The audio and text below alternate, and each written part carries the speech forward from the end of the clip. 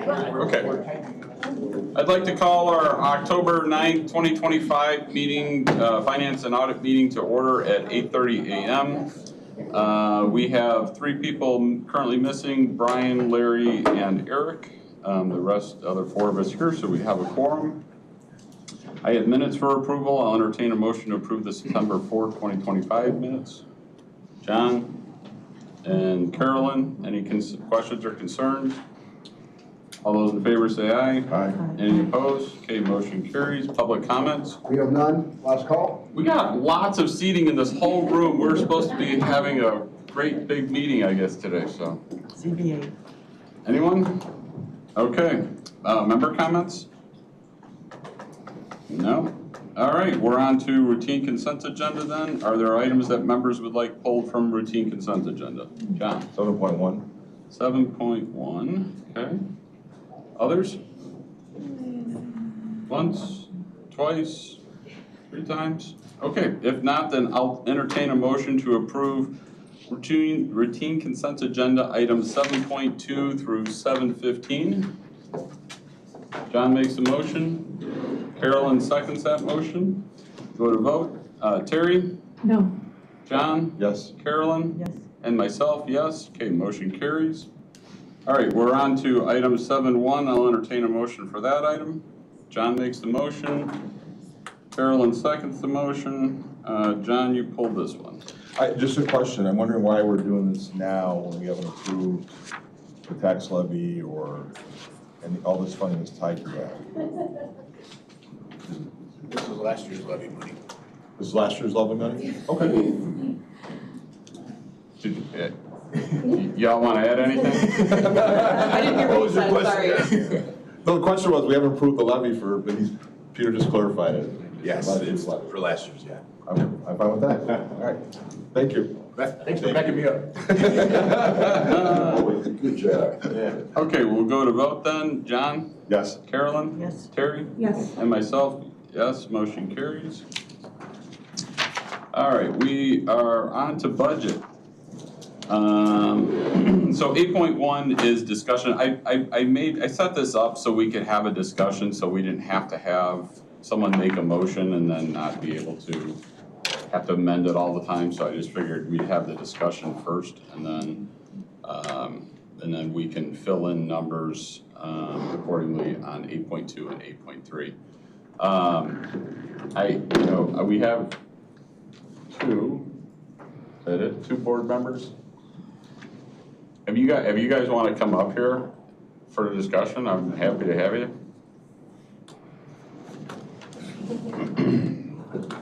So Carrie, do you wanna kind of start us off a little bit?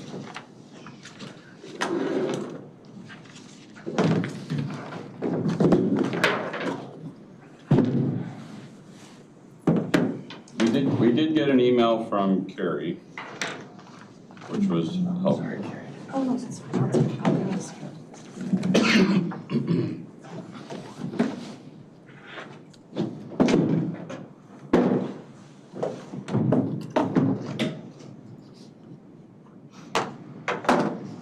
You didn't think we'd be so quick, huh?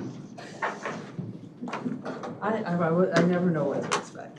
Yeah, me neither. So after the special committee of the whole last Thursday or whenever it was,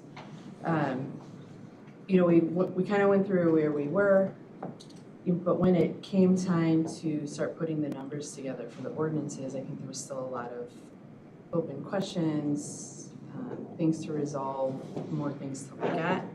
So that was, I put together some items and emailed them to you Monday night, Tuesday night, just to kind of start to lead this discussion to help get some ideas for numbers for the ordinances. Okay. So I think we have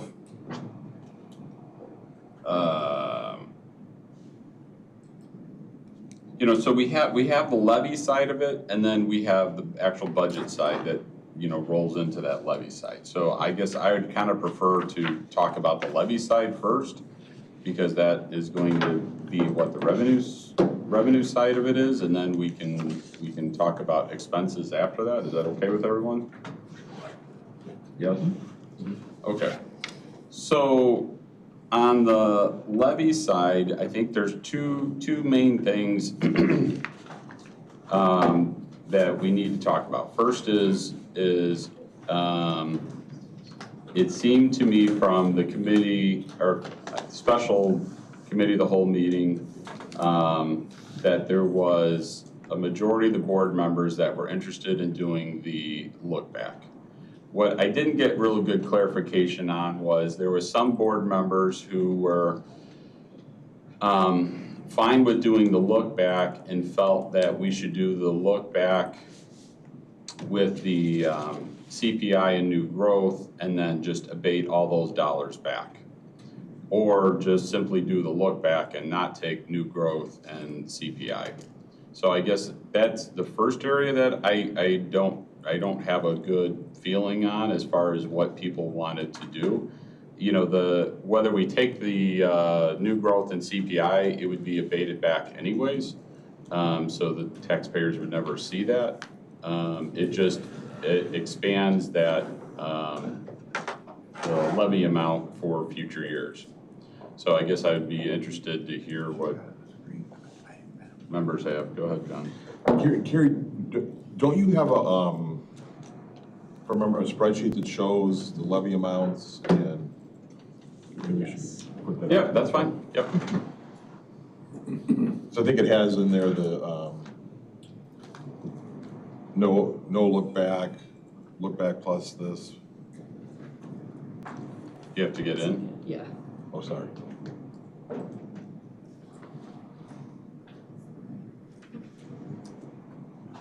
Because clearly, I mean, she's bringing that up. Part of the problem is what our base is, and that drives everything. So it's not necessarily how much taxes we're taking; it's the base that we have that we can use this year and future years to help manage where we're at.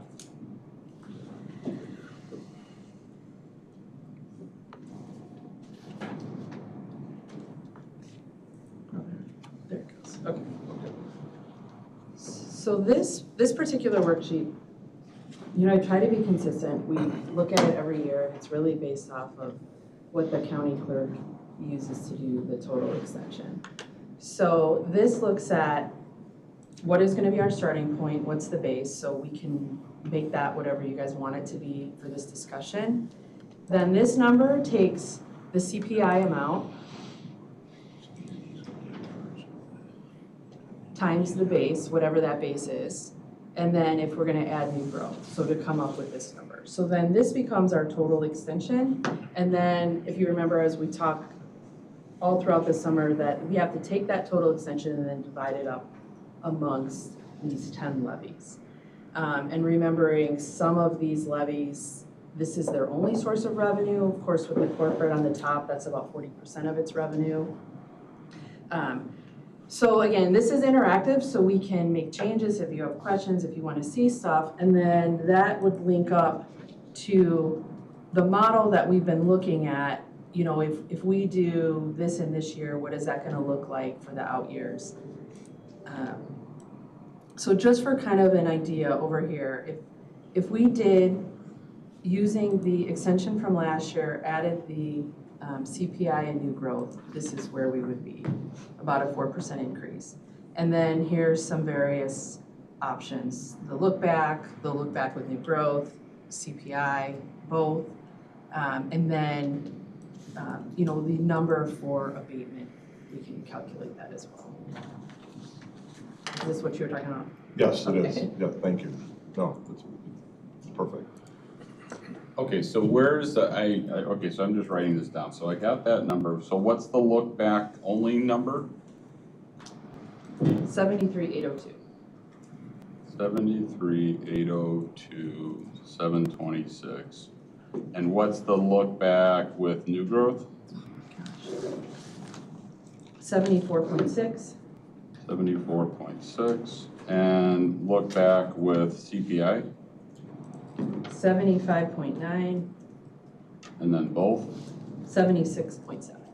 76.7? Yeah. Okay, that's fine. Okay.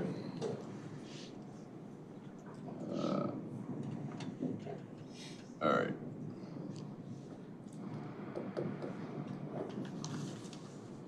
Okay.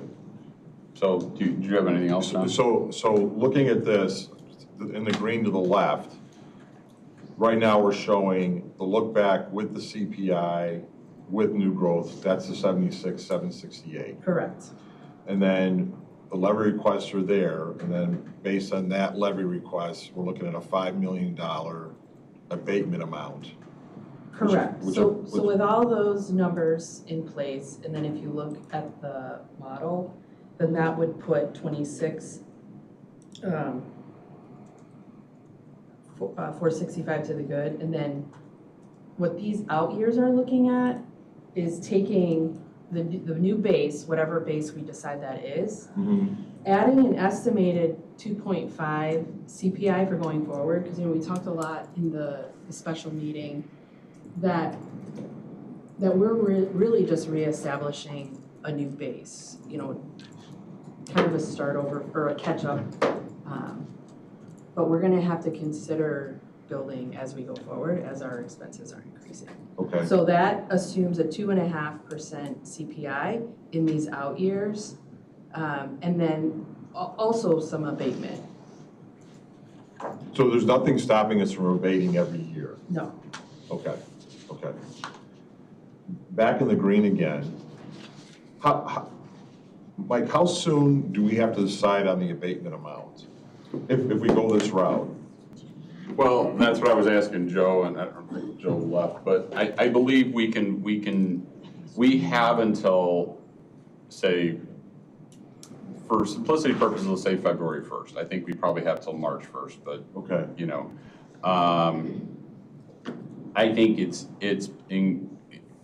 important that we do it as quickly as possible, because if we collectively as a board want to give some assurance back to the voters that we aren't going to be utilizing all those tax dollars and that their tax bills aren't going to go up that whatever that amount is. So I think for me, I'd rather do it sooner rather than later. So if we said January 1st?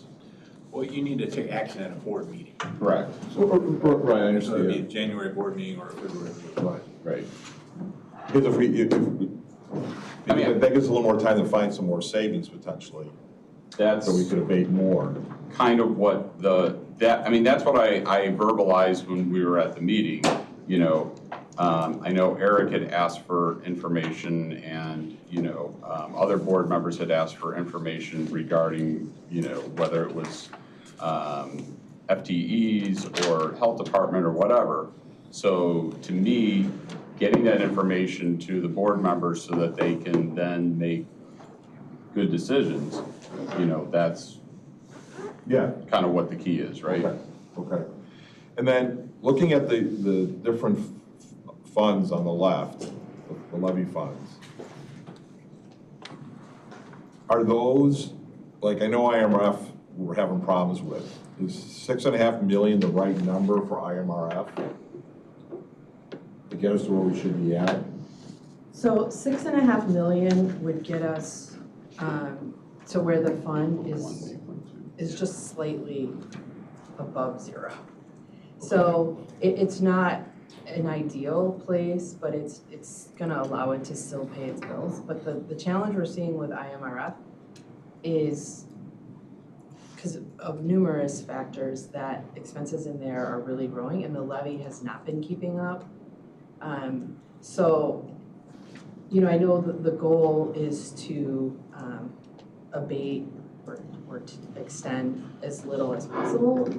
And so this, I think, would be fine, but this is a fund that's gonna have to continue to grow, the levy. Okay. I mean, ideally, if it would be nice if it was like 7. Like 7.5, like $1 million more? Or no, probably 7. 7? Okay. And Social Security, that's the fund that currently cannot make its payroll. So that one is increased, and I have that on the ordinance up to 6. I think, in some of the first few rounds, I had it at 5. And how much have we loaned Social Security? 3 million. 3 million? Yeah. So that 6 doesn't account for that, or does it? So the 6 accounts for starting to make that fund healthy.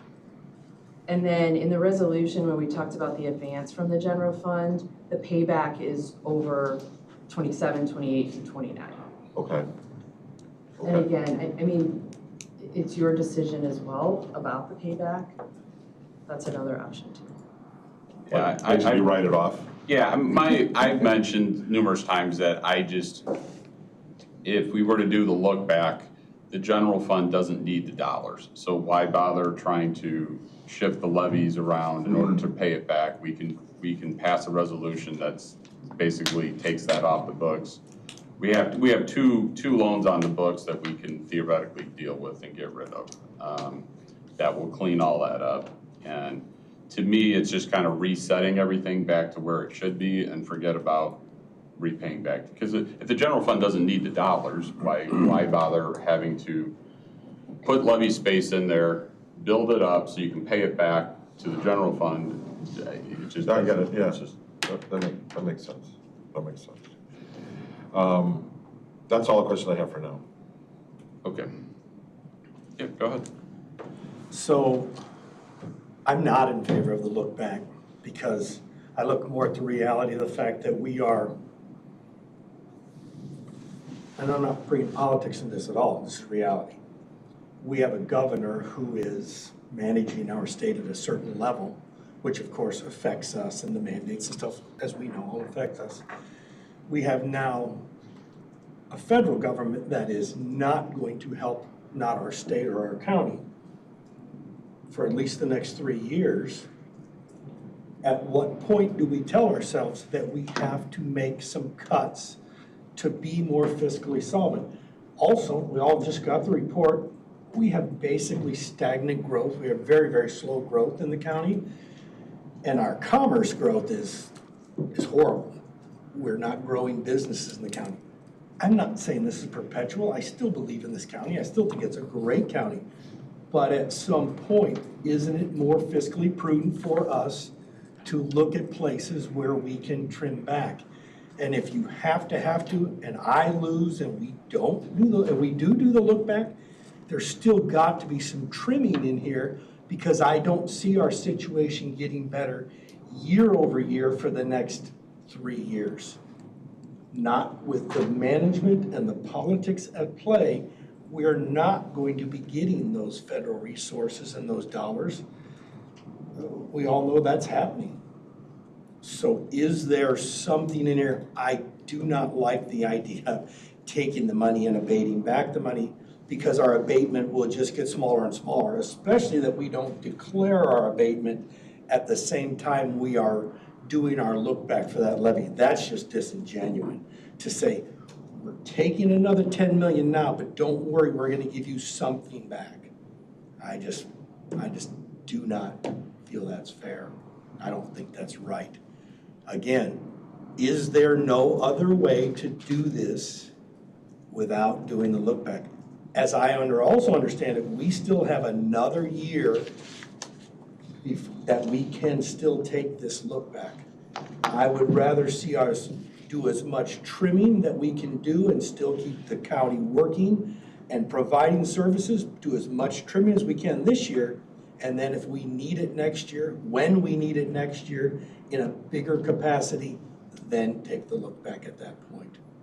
Does that make any sense to anybody else?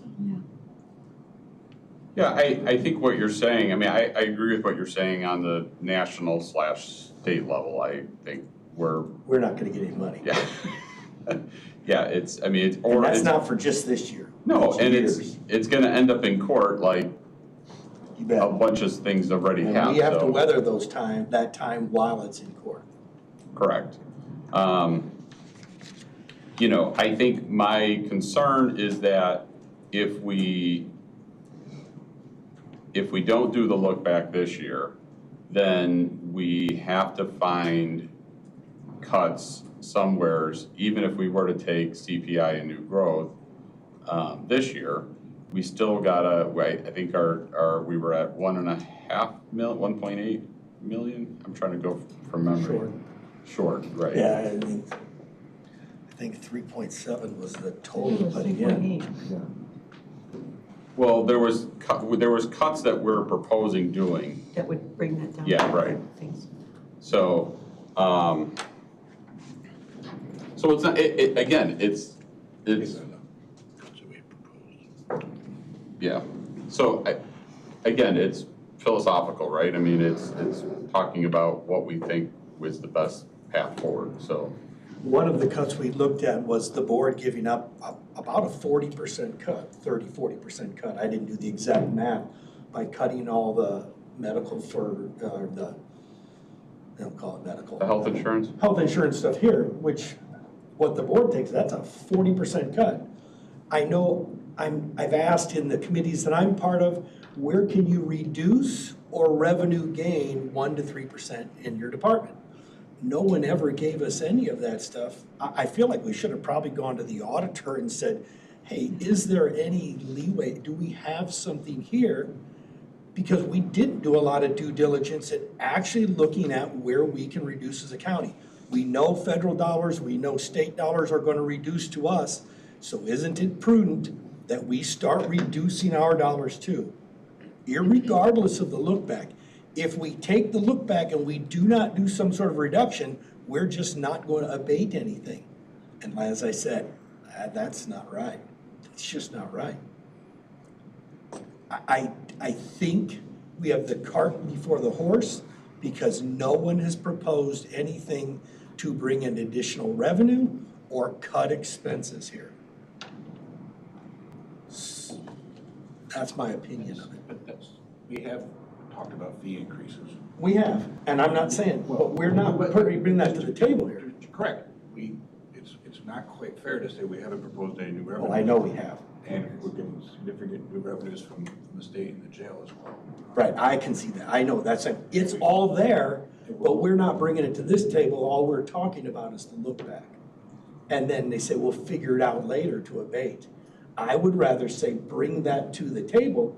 If you, and I will, if I lose and we take the look back, if the vote says take the look back and we take it, I want to know those numbers that are going to help the abatement process here and now, not in March. That's me personally, because I feel it's disingenuous to the taxpayer. Don't worry, we'll take care of your money. Mm-hmm. We need to do something there. My thought. Terry, go ahead. So when we don't cut, basically what we're saying to our taxpayer is we're going to pass along this decision to you in your personal budgets at home. So you'll figure out where you're cutting this year because we increased your taxes. And that's what I'm morally opposed to in this situation. We asked for different scenarios and we asked for cuts. It's foolish to move forward with this plan and not be cutting. I did talk to the Shannon and auditor, and just a cursory look by her and her staff, travel expenditures, attending versus attending virtually unless it's mandatory, freezing open recs, even 6 months. I mean, we've already had 2 departments say we have positions that we don't necessarily have to fill, or we could hold for 6 months and see how the new layout is going to work. That's just 2. And how many departments are there in the county? When I looked online, it said 31, but that seemed high. Yeah, that's 31 is. 31? Yeah. Okay, 31 departments in the county. And then overtime was 1.7 million, breaking down what departments are doing overtime. So, sorry, no overtime. Then also looking at, let me see, there was more. And that was just it, there were more. Well, and I don't, again, it's been brought up so many times, selling that mental health building. I don't know where that money would go if that $1 million came back in. It would go to Back to mental health services. Okay. Instead of taking the abatement, just reversing the sales tax, moving over for mental health and bringing back that into the property tax base. And I know we have the expenditures, but I know there's a lot of questions about the administrative cost of mental health board and what's going on there and the organizations that they're supporting. Mental health now is supported by sales So- tax. So we're not gonna solve the property tax pressure with mental health. I know we have to solve our tax problem by cutting our expenses. So the consultant fees, the amount that we spend on consultant fees in the county, according to Shannon, it mounts up quite high. And we have a pretty large staff looking at those more carefully. So Is that for general fund or for all funds?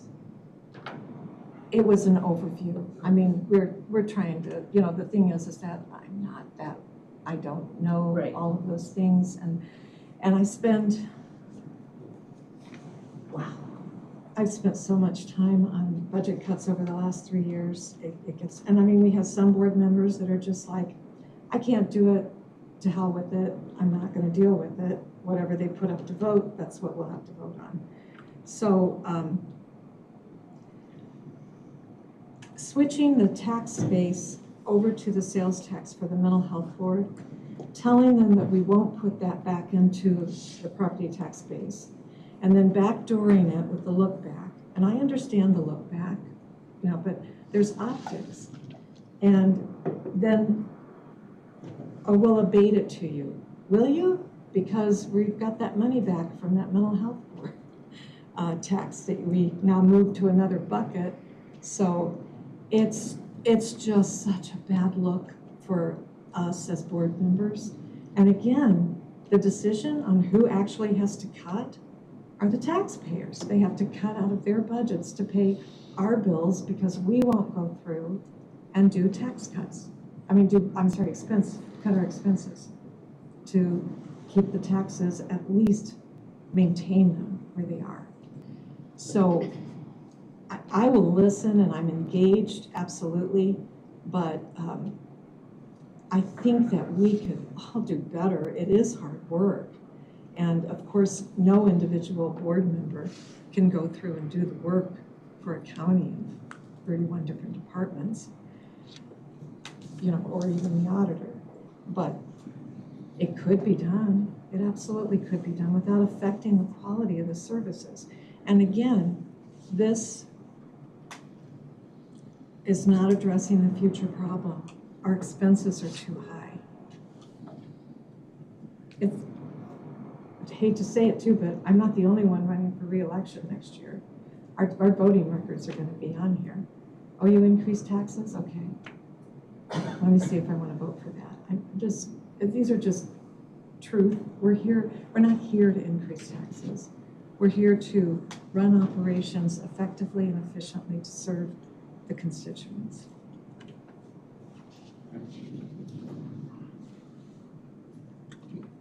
So last year we talked about maybe potentially being able to cut the county levy for the county highway levy from 9 million because we thought it was going to be healthy enough this year. Is that not the case any longer? Because I know that was I think like October 2024. I think that was kind of definitely something to look at, but every year for every one of these levies, we always look at where the reserve is now, what their expenses are, what their projected expenses are. And so they're just right at 6 months. And so if you remember, this is their primary source of revenue.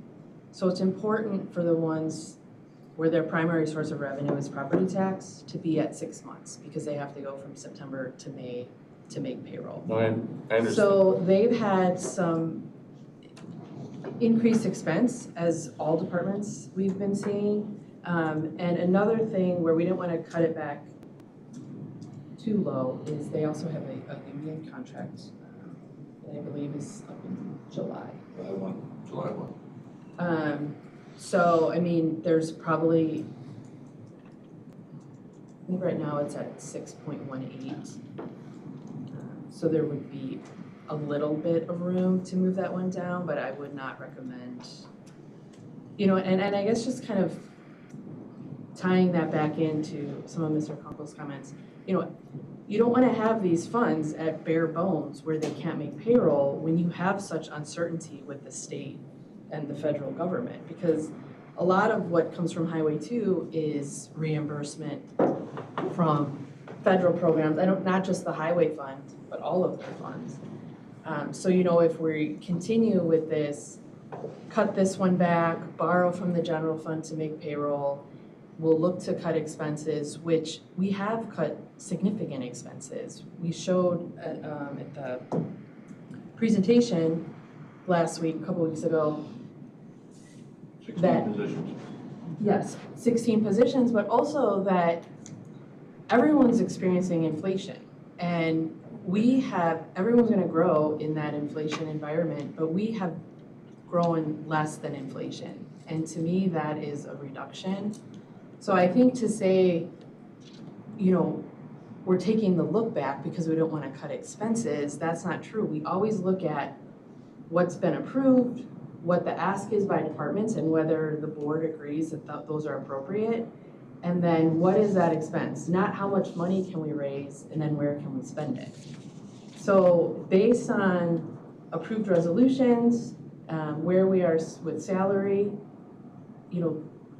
this is kind of the last option that we're presenting, because I agree with you, the optics but So Overtime, I guess my question, so even with the motor fuel tax hike, and I know that was, I think that was part of the basis for saying we thought the county highway transportation fund was gonna be enough where we could reduce that from 9 million.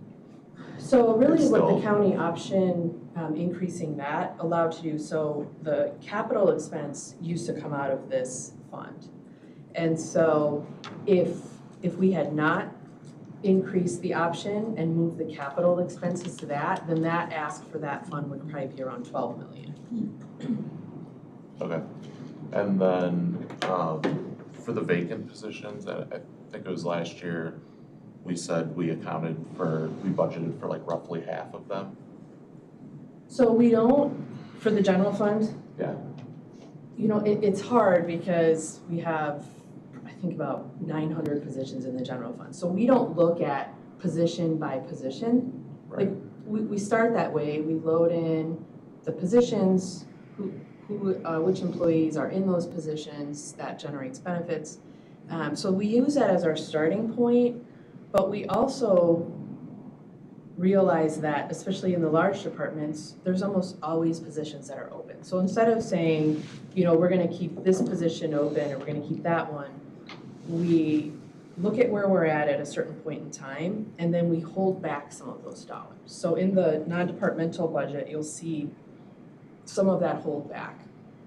And we really look at what the total holdback amount is, and we divide it in two, because up until '24, we weren't shifting a lot of those dollars back into the departments. So we do account for vacancies, but it's not necessarily like this position is vacant, so we do that. Does that make sense? Kind of, but I guess the reason I was saying that is because I know we had said for the vacant positions, we budget for half, roughly. But there's 19 here. I would say we budget for We half budgeted of. for 17 of them. I would say we budget for what we're expecting for turnover in the departments. It's not necessarily what's on the vacancy list, and we take half of it. We look at we take 1% for the small departments and 2% for the big departments. Is what we hold back. Underfund. Yeah, we look at the total for the general fund, and divide it in two, and that's what we hold back. So we budget for all of them except 1 or 2%. Yes. And really, if you look at our personnel budget on the stuff I sent out yesterday, like we're running right on budget with personnel, which since '24 is really what we're seeing is there's not a lot of vacancies. So I think the way that we're budgeting in terms of accounting for vacancies, we're pretty, I think, you know, if we can get to like 99 to 101 of the budget is kind of the goal. And then, I know when we were talking about the mental health tax, you know, obviously we had talked about taking the $10.9 million off of it.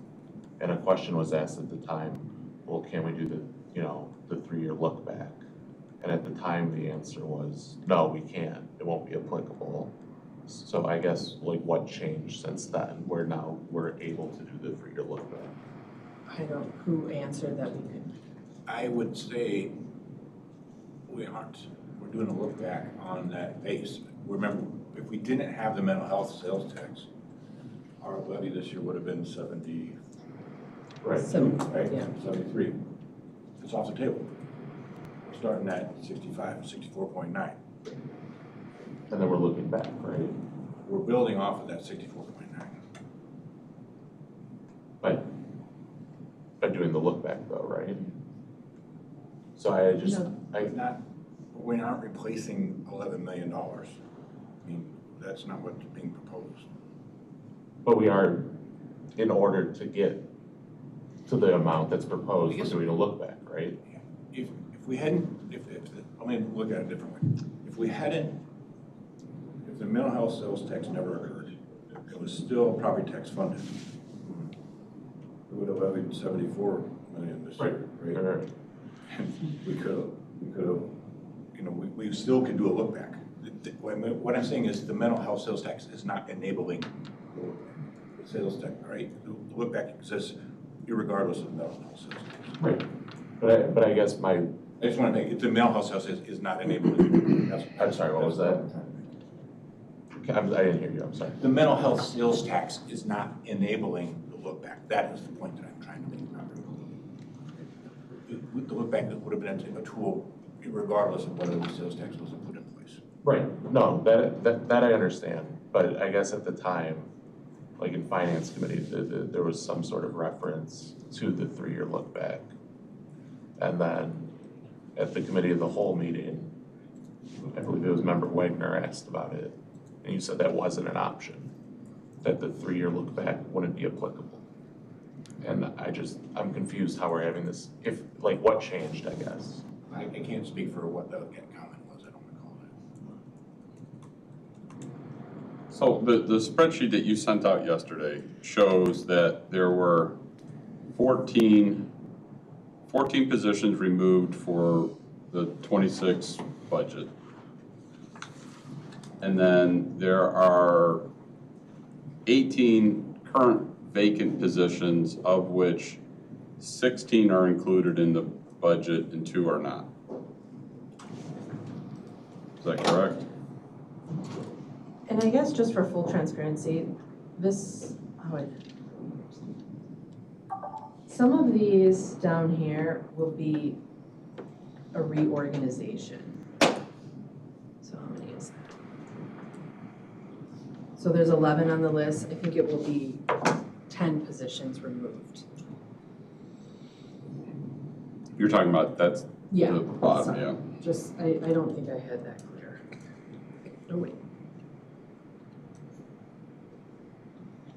Well, 13 positions. Is there 13? I can't count right. 14, but 14. one of them's gonna be, Reorg? yeah, Okay, So 13 will go away. yes. got it, okay. All right, and then the 2 that are not putting in the budget, that's about 13% of the total. 13 to 14%, I just did some quick math based on The what? the section above, where you have over to the far right, you have included in the 26 Oh, budget. yeah. Well, because that comes up a lot, and I guess is this particular position built into the budget right now? Right. And so I guess that would help to drive the discussion of, if we take this one off, are we gonna see a reduction in the appropriations ordinance or not? Right. Because it's not always, if we take it off, we'll see a reduction because we didn't have it budgeted to begin with. Right. And we didn't have it included in that total personnel that we do the holdback on, so it's just not in it at all. Right. And we really do that on a case-by-case basis, like through the discussion with the departments on why is it on this list, what's their plan, why is it open, and so on. So I hope that answered Eric's question. Okay, does it ever, well, before you go again, I'll let people go first time. So Carolyn or Mike, do you have anything you want to chime in on? No? I don't like to look back. I don't like CPI plus new growth. I'd prefer to cut taxes. But as I said at the special meeting, the budget, in my opinion, drives a levy. You have to figure out what you want to have and what you don't want to have. We have a challenge, and I think we all have talked about what's driving it. So if there are factors that we can't control, inflation, the state, the federal government, then it's what can we control? And part of the reason that the budget continues to grow is because of decisions that this board has made. We decided a couple years ago to increase senior services funding. We decided to increase salaries for the state's attorney and for the public defender's office. And there were valid reasons for those increases. We decided to increase the number of deputies. We did that. I mean, we went through the process and we decided to do it. And every time you increase a headcount, you're going to increase salaries on a year-to-year basis, whether it's driven by union wages or non-union wages. Terry, you bring up a good point about overtime. A lot of the overtime that is spent and or allocated in the budget comes from the sheriff's office. The top line, I think, I remember. I'm sorry, from which office? Sheriff. The vast Sheriff. majority. Sheriff's Sheriff. office. The vast majority of that is in the jail. In the jail. So how do we deal with the overtime in the jail? We can't just say no overtime because the jail has to be staffed. So, and I don't know what the cause of the overtime is, whether it's a shortage of employees or what have you. I mean, the answer there might be maybe they need more jailers. That's going to have a cost. It'd be less expensive than overtime. So it comes back to what is not a mandated service that we want to cut.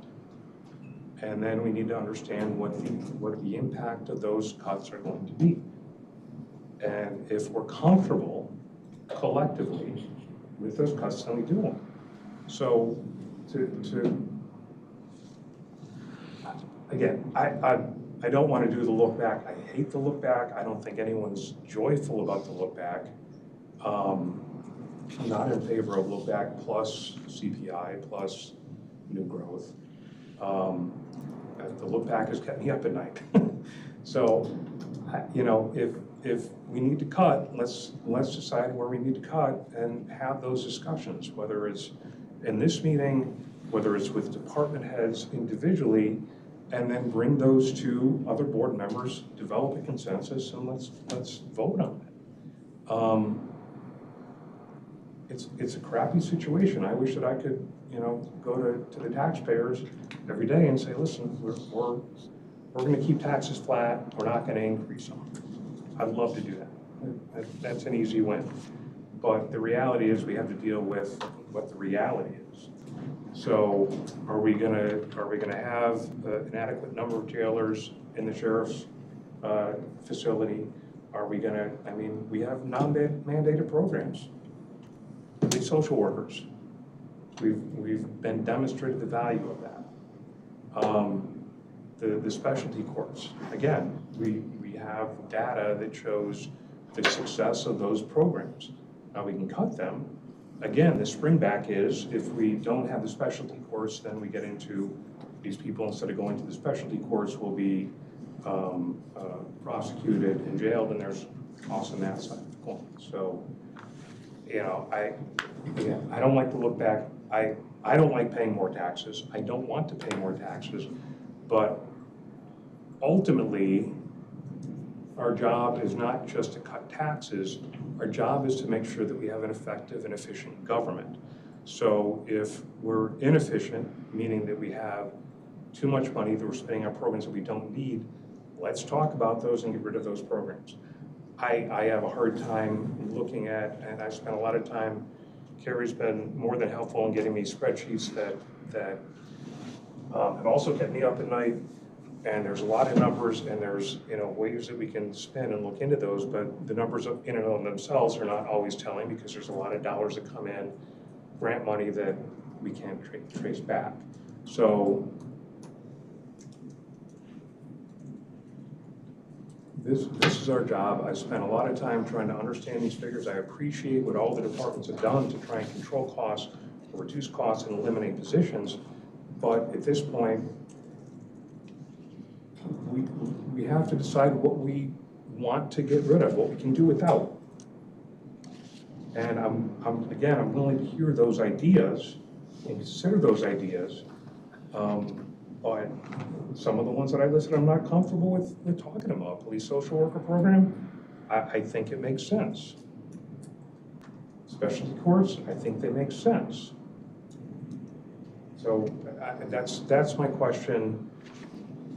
What are we willing? Is there anyone here at this table that has things that they be willing to put on the table and have a discussion about?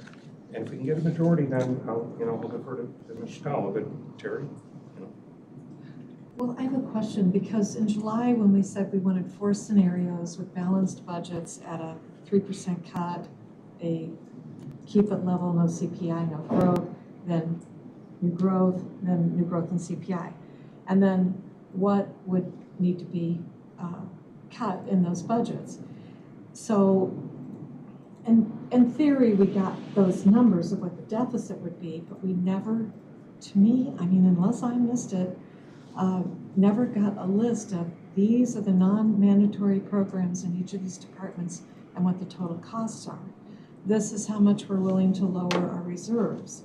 And look at those numbers. So then not only could we have discussed it over August and September, but we could have had town halls in our districts and discussed it with constituents and said, look, you know, these are the things, these are some numbers.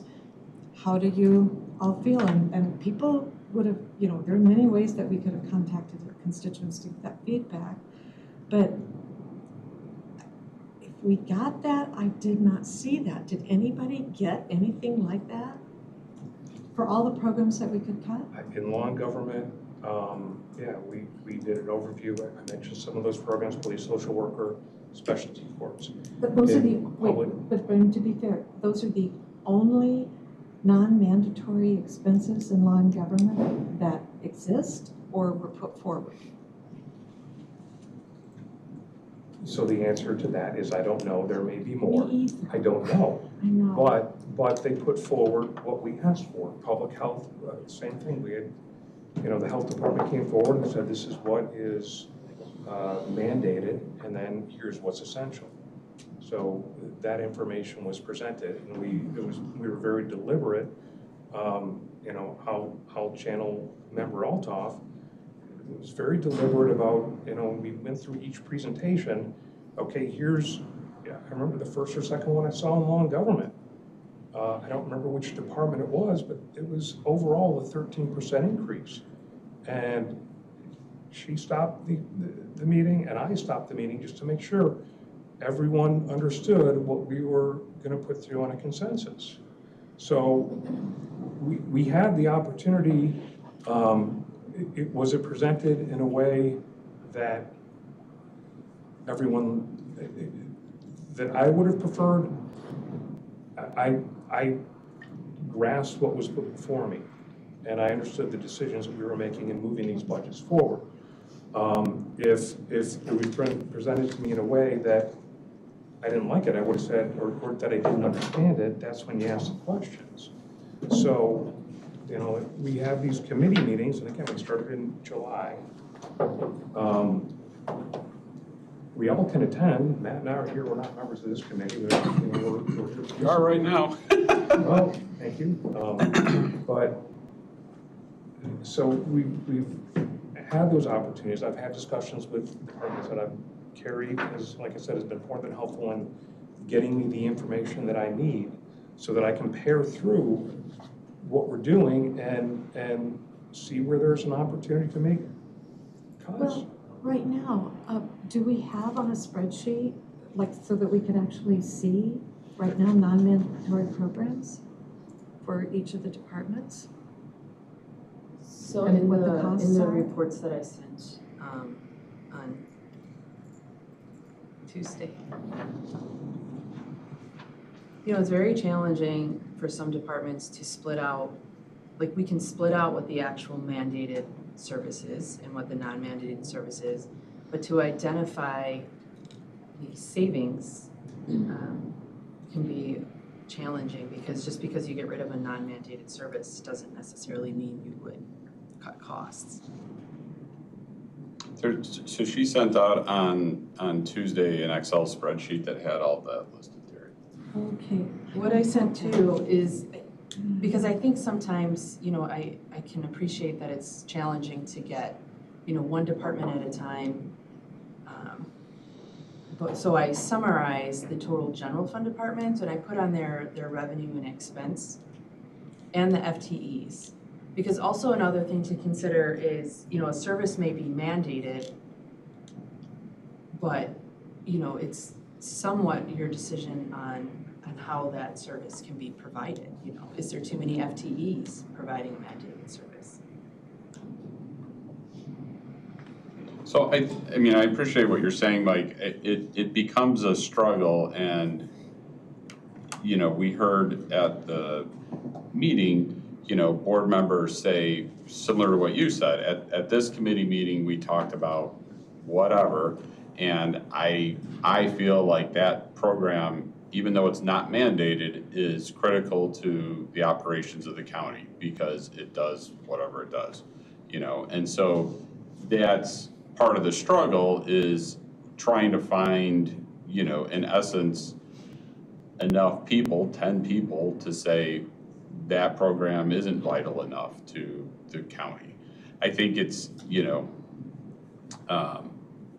when it came through finance, you know, the county auditor's spot isn't a mandatory spot. Now, the functions that the county auditor does in addition to, you know, providing an outlet for both staff and outside to look at how we're doing things and audit that. I mean, there's basic financial functions that office does too. So even if you were to say we're getting rid of that whole department, we can't get rid of all the FTEs in that department because they're providing a function of checks and balances with, you know, looking at the purchase orders, making sure that the purchase order is correct, making sure that the amount's correct. Someone still has to do that.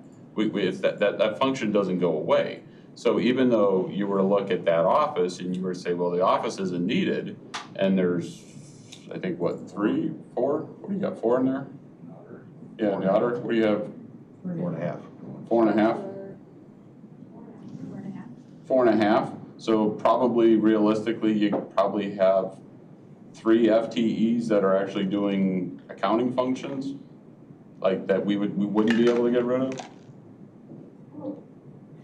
It's elected, we'd have to take it to. You would still stay there as an elected official, Yes. but I'm talking just the department in general. Yeah, the 3 duties, that main tasks are all mandated in the statute. But looking at the POs is actually written in the statute. We're just, but not all auditors across the state do that. Exactly, it doesn't have to be done in an office. Right. So So, it actually, it does say that in the statute. but my point is that you're, okay, I didn't mean to pick on you. I'm just making, because that's, you came to us as a We committee, don't have to have so, a purchasing department, but we have to follow the purchasing law. correct. So it's difficult to ascertain when you say is it mandated or non-mandated, there's still functionality that has to happen, even though quote unquote it's, you know, whether it's mandated or not mandated. So, and then when you get to the true programs that we have created, you know, that becomes a point where us, I guess, have to weigh, you know, what is the cost to the county for people of our county that we are trying to rehabilitate in order to become functioning members of our society again, you know? And do we just throw them in jail and we have that cost, or do we try and make them members of the society that, you know, we are proud to say that that happened, which we've had tons and tons of success stories. So now, as a county board member, I have to decide, well, what value does that bring? I concur. Yeah, so, and the only other thing, hey Sandy, can I throw you on the spot? Of course. So can you speak to real quick the overtime? I believe I have that answer, but seeing as how you're sitting here, I'd rather hear you. So, I don't know, 5 years ago, we had 145 correction officers. When we lost the ICE contract, we went down to 138, and we left those positions, the remaining positions from 145, there's 6 of 7 total that we agreed to have unfunded and left on the roster. At that time, our average daily population was around 230, 240 for inmates.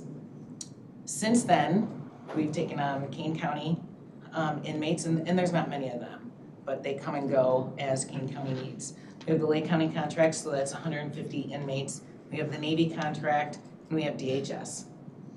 We did come before you and we asked to fund 3 of the unfunded positions on a temporary basis, and I tied it to the Lake County contract. So that's 3 additional correction officers.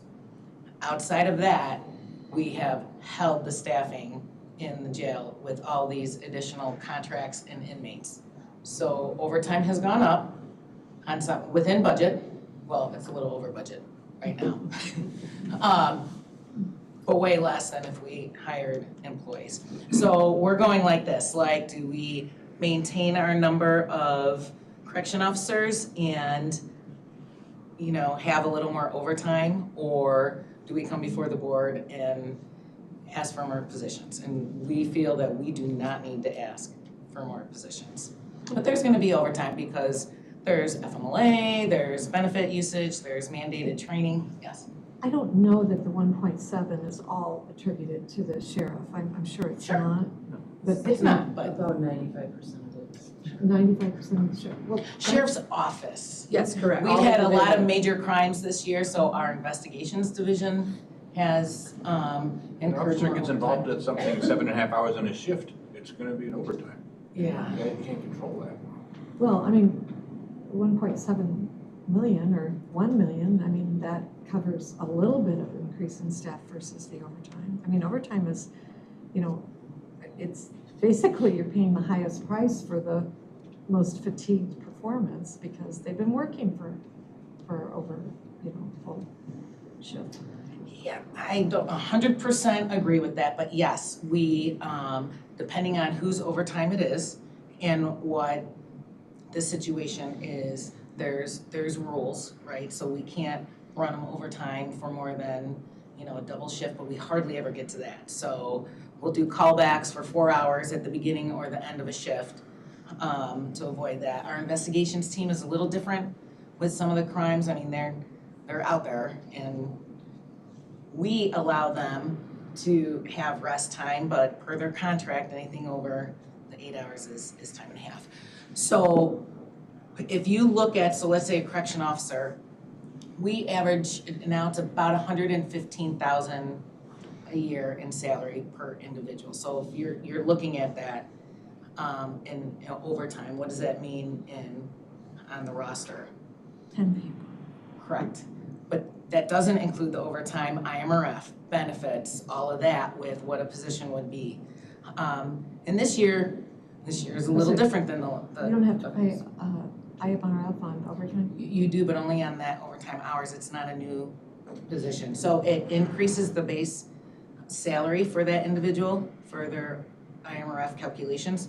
Please jump in I was gonna say, I if I'm don't- getting out of my territory here, but that's my understanding, it goes towards the Not all salary. overtime is There's a IMRF cap. eligible. There's a cap now for tier 2 people but not tier 1. We don't have that many tier 1. Well, I mean, basically, they still have payroll burden on overtime, on the overtime rate. Yeah, yes, but It's- it But is overtime can nowhere be near- cheaper than hiring another person. Absolutely. There's you can do a whole calculation on that. Yeah. Well, we're kind of You know. spitballing it, you know, No. $1 million, we're talking 9 or 10 people. Not if we came forward and did, and asked for those positions, which we don't think we need, right? So there's ebbs and flows on different things, and you know what? The state mandated trainings that we have to do really put a burden, because whether it's in the jail or at the training facility, you are removing that person for that training, and we have to backfill it. And we're not staffed at a point that we have the luxury of having extra people around, so.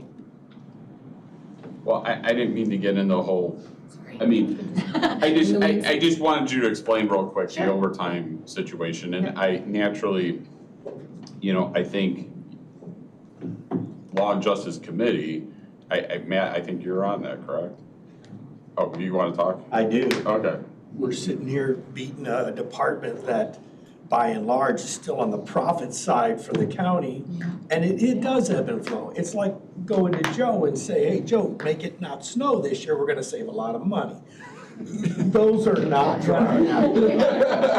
And they are supremely Wait, is that an essential option? services. Yeah. That doesn't mean we don't oversee them, we have to do that. And hearing from both Mike and Carrie, the job does fall to us as we're passing these resolutions. As board members now, you guys are saying that we need to drill down harder on these resolutions. We need to be asking then, before it comes to us. That's not solving this here today, that's why I wasn't gonna bring that up. There is money to save in this county, in this county. There are services that could be cut in this county. I'm asking for a good, hard look at those, so we know with a straight face, when we tell constituents, we're looking back or we're not looking back, here's how we built this. And they don't want to get into the minutia of a little more overtime because we had a shooting this time or because Joe has extra snow. They don't want that minutia. But we definitely have to do a better job. Because hearing from this end of the table, this is on us. We're not drilling these resolutions. Giving those raises and things has put us here. Now, also giving those raises may or may not have kept good tenured people in those seats. They may have walked at that dollar point. So then we are making that decision whether that's important or not. I'm good with that. I do that every day. It's not a problem. And Sandra, of all the departments, you guys bring I in understand. revenue. You bring in revenue, I'm sure Absolutely. covers more than the overtime. It does. We do have all that projected revenue included. Yes, correct. We still got to roll back to where we are today. And if we're presenting something to the full board, now this is my committee, it needs to have all those parts and pieces, to my mind, with it, instead of just saying, are we voting for a look back or not a look back? As Terry said, those 4 pieces, I don't know that I'm looking at those 4 pieces. But all of this has to be tethered to, we came up with, as Pete said, we came up with areas to cut. They have to be decided, are we cutting all these areas? Is everybody willing to make that 1%, 2% sacrifice? That has to be part of this decision. Thank you. You're welcome. Appreciate it. Did you, I did, I had to leave, sorry, I'm back now. You are. I did have one question, so I have the 2026 supplemental requests. How much, if any, I think I know the answer, but how much, if any, of them are built into the budget already? For the general fund, none. None? Yeah, and I think that was, Where are they built in? they're not built in any. At all, anywhere? Okay.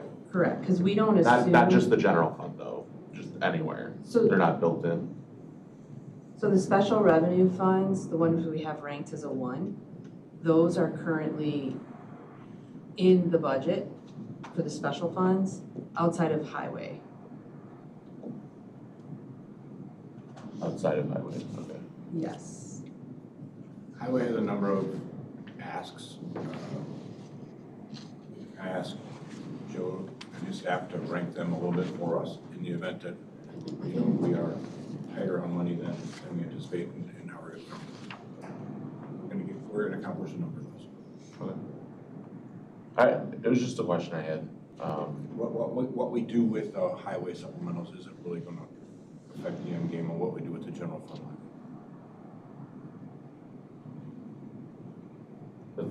It was just a question. I had Yes, so we have. no purpose for it other Well, than understanding and that's it. part of, I think, this whole discussion is where those supplementals, if you think they're important or not, and then where do they fit in?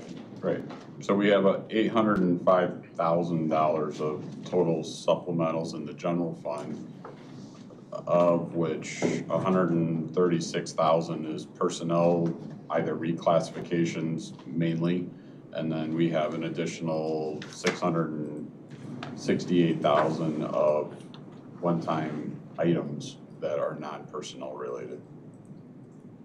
Where do you get the 106 of personnel? 136. Right here, Oh, down. right up above. Gotcha. Okay, sorry, I keep No, you're touching good. mine. So that's, again, if the committee feels like those are items that need to be added, then we add that to the budget side of it. And in essence, that's reducing the amount of the abatement that we would be giving at that point. By adding that, either things or personnel changes, adjustments. Good. Okay, anyone else? Carolyn, you haven't spoken yet, do you want to speak? No, I'm just listening. In some of the things that we did incorporate some reductions into the numbers, and looking back at the budget review from September. Yes, so the green Right. ones are currently built. The green ones are built in, Yes. but not the other ones going forward, not the yellow. Correct. And when did administration start considering doing the look back? Because unless I'm wrong, we first mentioned it, right, at the September, at least to the board as a whole, we first mentioned it at the September budget meeting. I'm the one that mentioned it. I feel it's my responsibility to provide all information to board members, whether I agree or don't agree. And that was one of the options that we had as a board. So I included it along with other things that I included just because I feel like the board should have all options available. It wasn't administration who recommended. Well, then, I'm sorry for misspeaking. I didn't know that. But it was first mentioned. Fair in September. context, when Carrie did her cow budget presentation in August, I don't think it was on the table. It was first introduced in the cow in September, and that's where we were. I verbalized it, but I didn't. There was some heads nodding that they wanted to look at that more.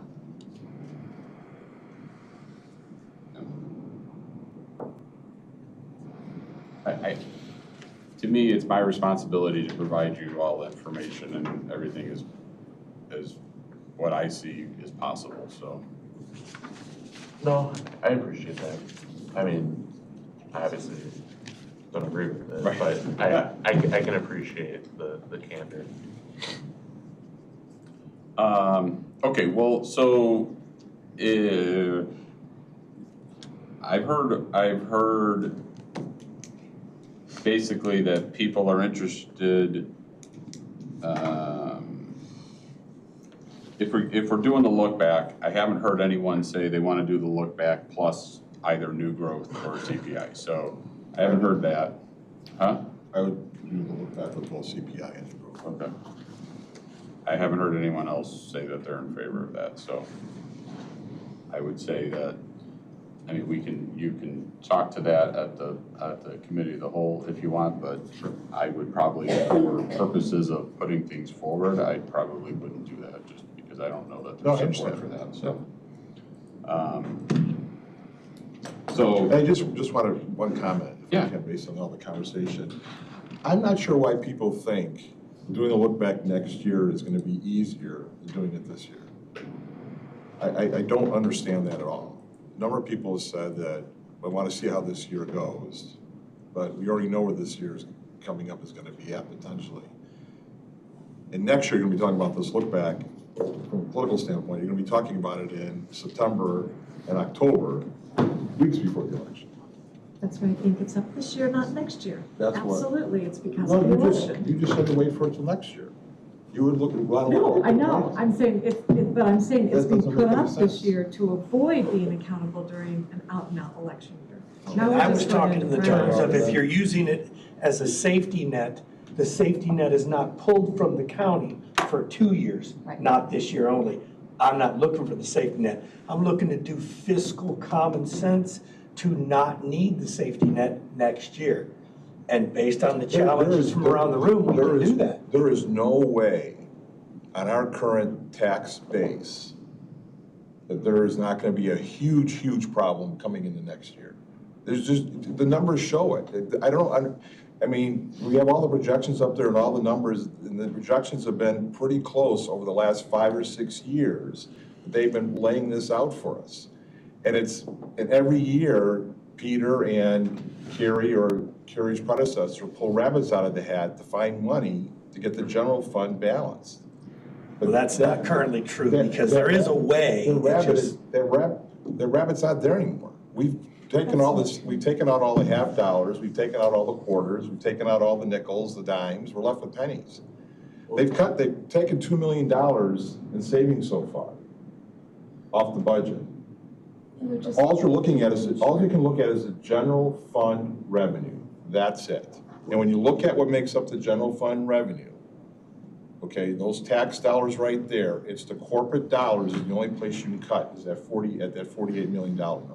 Well, John, I think from my perspective, one of the issues I have with it, right, is we voted to put it in a referendum, the mental health board tax, which. Sure.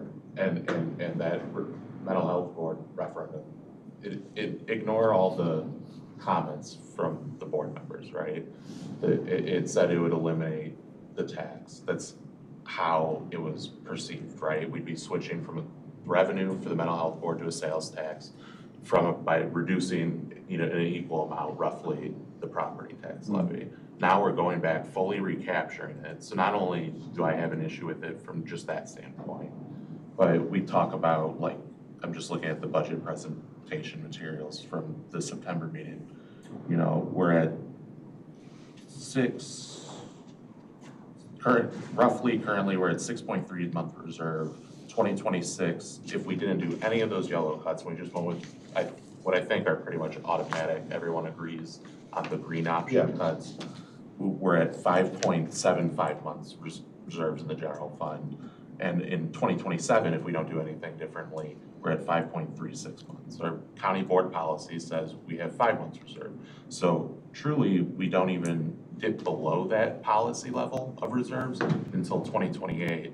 And I think on top of the fact that there are certainly cuts to be made, right? Like we have 19 open vacant positions. We're budgeting for almost all 17 of the 19 are included in the budget, right? Could we reduce that? Could we either put a moratorium on it, see if the job's needed? Some of those positions have been open for 18 months. If we didn't need it for 18 months, Agreed. Why do we need it now? So, but I guess my point is, there's certainly things that we can either reconsider, reimagine, and I think we owe it, especially since the promise from the board was we'd be shifting the revenue for we'd be reducing 10.9 million, increasing sales tax 10.9 million. That was the trade-off. Now what we're doing is we're increasing, effectively, right? We're increasing the mental health board tax via sales tax. We're not. Please let me finish. It's not fair to combine the two. If the mental health sales tax had I never think that Eric happened, we should would be be in able to exactly the finish same place. without We being would be interrupted. actually in a worse place, because here's why. We would have an additional $10.9 million in cost on our side. So now we're recapturing that cost, and I know we're gonna rebate or abate some of it, but we'd be recapturing it, right? But we don't have that same $10.9 million cost because it's been shifted to the sales tax. So we wouldn't be in the exact same position, we'd be in a financially worse position right now. Because the mental health board wouldn't even be a factor, or isn't a factor. We have people begging for more money. Well, sure, people are always gonna beg for more money, Pete, but my point is, we made a promise and we're going back on it. Okay, so I mean, the board made do it, you disagree of what we said when we passed that? Eric, my point is, yes, that was said, but to conflate the two, I think is a little bit disingenuous. Because if that tax had never happened, we would still be in the same kind of a circumstance, right? Because that cost would move forward and that levy would move forward. We'd be in a worse We'd still be in position. the same pickle on the general fund. Right. We'd be in a worse pickle. We'd be in a worse pickle. I mean, because we'd have an extra, so we'd have the 74, right now, just to make it easy, let's just say 70 million, okay? We'd be at 70 million, but roughly 10 of it would be going to the mental health board. But now, we're gonna have 70 million, and we don't have to worry about the mental health board because it's funded by a sales tax. We would be in a worse, I mean, do you disagree? We'd be in a worse position if it hadn't passed. I'm not gonna agree or disagree, I just don't think it's fair, just because the mental health sales tax was passed, that we ought not to feel that, you know, those board members that want to consider the look back shouldn't consider it. Because that tool would have existed whether or not that mental health sales tax exists. But we wouldn't be doing a look back because there would be no higher period in the last 3 years. We're recapturing 10 million, roughly $10 million, but we're not spending that 10 million on the item that we passed the sales tax for. That's my only point. And how did we get, I mean, what would we have done if we hadn't passed it? How would we have balanced this budget? We would have had roughly $11 million that would have been flowing out of the 74. You could have reduced the mental health levy. Could we though? I thought we had to approve whatever they say. If they pass the budget, we have to approve it. No. That's not true? We levy for them. We would have levied for them. No different than VAC. We choose what we want to levy for them. Well, that's also required by statute, is it not, for VAC? VAC has more autonomy. Okay, so VAC, we just automatically approve what they do. They can levy whatever, and we have. And we're feeling that this year. And I appreciate that, I understand that. But what about We should acknowledge that, when we lost control of that VAC levy, and to say that our costs are running out of control, it's just not fair. You know, we've done a really good job on this levy. I'm so proud of what this board has done on the levy the last 12 years. And I don't feel I just get frustrated to say that this is some kind of a runaway train. But we've done a great job. we keep bringing up the mental health board, and the sales tax. That's done and over with. That train has left the station, it's gone. Okay, whatever promises were made or thought were made or things like that, whoever made those promises, they're gonna have to live with whatever decision was made. But that train has left the station. That decision was made because nobody wanted to give mental health an increase and wanted to get it off the books and let sales tax take care of it. And that was the decision that the board made, and that's it. But it's done, it's over. We're here today where we're at today, not where we were a year ago. We're at today. And our tax base today doesn't support what we're doing as a county. And we all sit in meetings, we all approve resolutions to spend money or do this or do that. We all listen to all the budgets, and I was not in a single budget meeting where anybody voted down a budget that was presented. Those are the budgets that were presented. Nobody voted them down. So that's the budget we have in front of us. So now we sit here after going through that entire process going, okay, we gotta find some more money to cut. We had this opportunity since June in all these budget meetings to say, no, go back and find 5% more, go back, find 3%, go back, find 2%. I'm not gonna vote for this budget. I didn't hear any of that happening. I didn't hear any, and I'm on 3 committees. I didn't hear that in any of those committees, not one. So now we have a budget and we're faced with a deficit and then we're going, we gotta find more money. Well, I mean, I've gone through all the stuff Carrie said. There is not a lot there to find. There's a few dollars here and a few dollars there. They're pennies, but they're not gonna get us to where we need to be. They're just not. Unless you're gonna take out a whole department, unless you're gonna get rid of the courts, okay? Unless you're gonna, the sheriff makes up over 40% of our levy, the $100 million that we're trying to figure out. So if you wanna find big savings, you gotta start at the sheriff's department. That's your biggest budget item on here. Their revenue is 60% of their budget. You know, public health, their revenue is 60% of their budget. So they're bringing in 60% of the dollars that they're spending. Most of these departments on here are bringing in at least half or more. Some are bringing more money in than they're spending. So if you really want to go through this exercise, you got every corporation I worked for, when we were looking to cut money, we always started where the most money was being spent, because that's where you're usually going to find the most opportunities. And it's not going to be in overtime, because overtime can be cheaper than hiring somebody. It's a pretty simple formula to follow through and do, but many times overtime is cheaper. It gives you a lot more flexibility than hiring somebody that you have to pay for 2,080 hours a year, and you may not need them for 2,080 hours a year. So, I mean, I've gone through all this stuff. I've met with Carrie multiple times, and there's not $5 million in savings sitting out there right now. It just isn't. Excuse me, Mike, I'm sorry, in general fund money. And that's all we're talking about is general fund money. It's less than half our total budget. All right.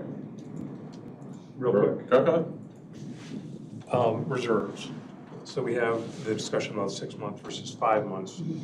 And we see the reserve numbers as they exist at the beginning of the fiscal year and the end of the fiscal year. In the middle of the fiscal year, are we tapping into those reserves to cover salary costs and what have you? Yes. No. So you're talking about for the general fund? Yes. So I guess just to build off it's not so much where the general fund is right now, it's where we see it going. So we would like to see it level up, because also in the fund balance policy, it talks about the special revenue funds being able to meet their obligations, which there's several of them that are not. So you can't say I want the general fund to be at 5 months when FICA is at a -2 and VAC is at a -1. So you have to kind of find that balance, and we don't, it would be nice to kind of see it level off around 5.5 months, especially as the other funds get healthy. Because we had a situation this past May, mostly due to the advances out of the general fund, where the treasurer had to sell investments to make payroll. So again, that is tapping into the reserves, because right now, well, prior to May, we had about 3.5 months invested, and now it's around 3. So that's another thing, I don't know if you saw in the stuff I sent last night, we see the investment income going down. So, you know, you can't have a low reserve with funds, with loans to all these other funds, and then still expect the investment income to stay strong. So it's a lot of different pieces. And in my opinion, 5.3 months with $8 million in outstanding loans is too low. Okay, so based on what I'm hearing, can we zero out the CPI and the new growth on this model here? Because that's what I'm hearing. And then you want to see what this looks like. Yeah. So 2.5. Well, another thing to consider in this number here is the supplementals. Right, I haven't even. Okay, sorry.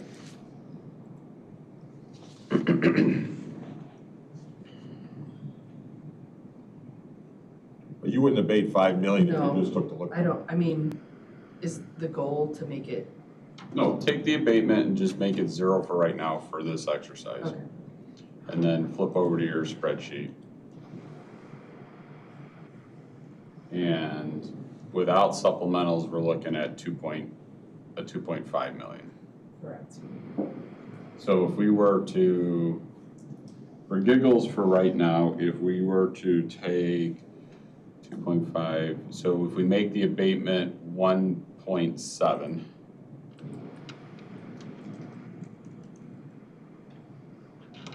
then that should leave us somewhere around 800,000.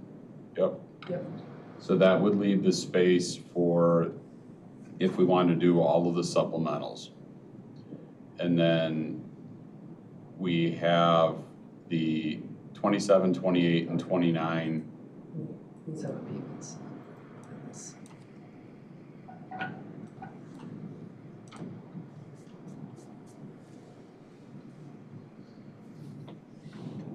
Looking like that.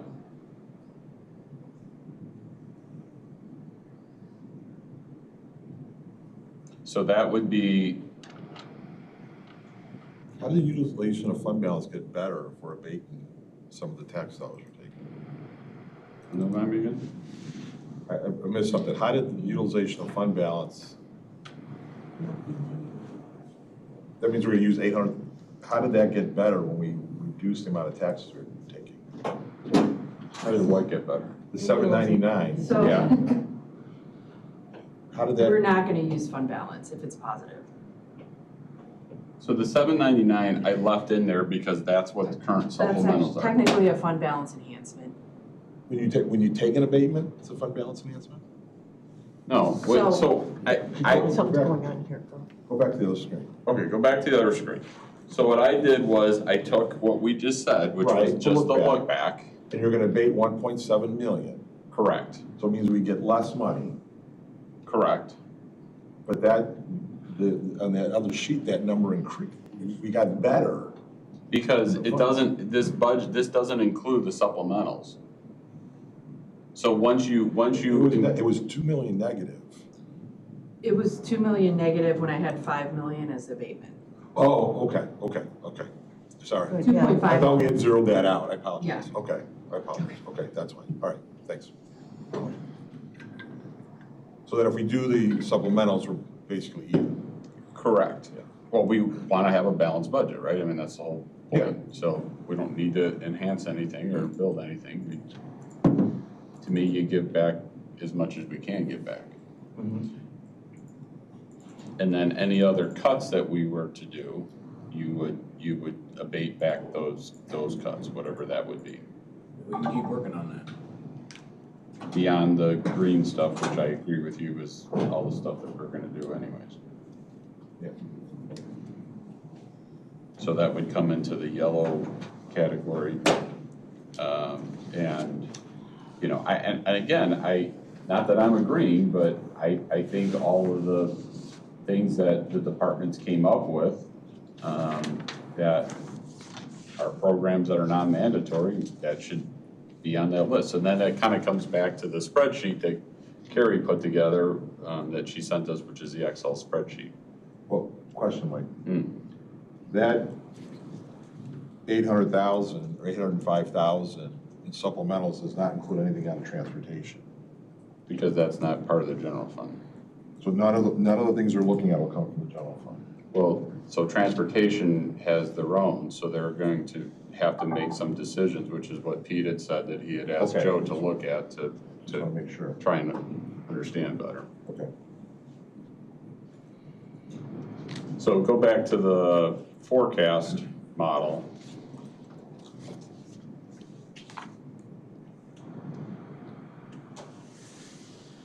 And again, just for clarification, in 27, 28, and 29, is the assumption that CPI and new growth is taken? Just CPI. I mean, I can, You did 2.5, right? yes. And then, And no abatement, right? oh, you know what? Change this.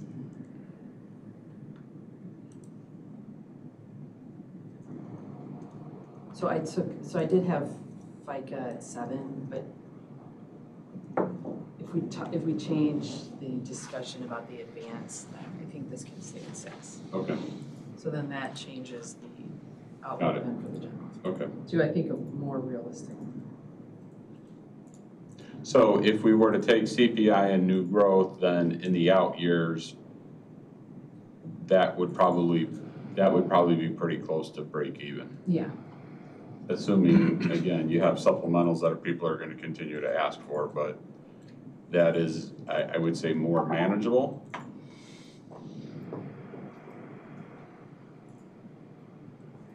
Can I get a guess that would be more manageable? yes. Okay.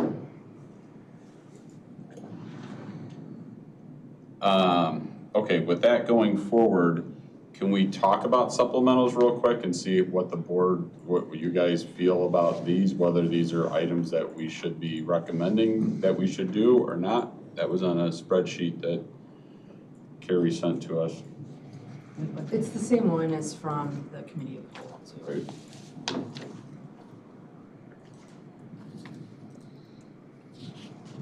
Does anyone have any, Sorry, give me a second.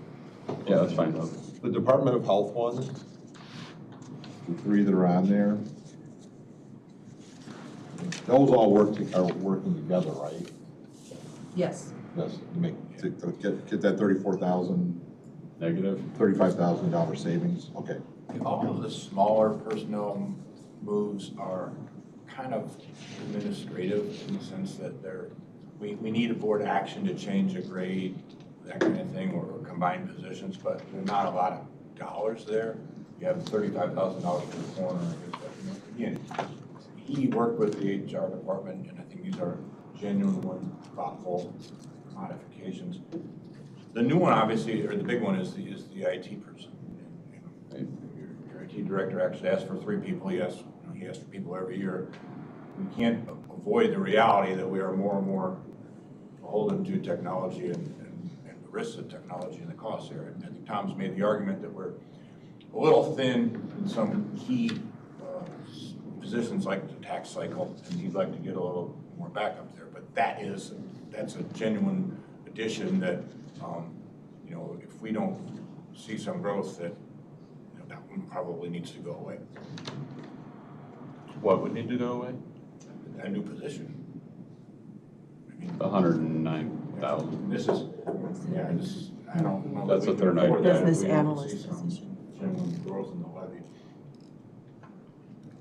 And then what's the simulate subscription?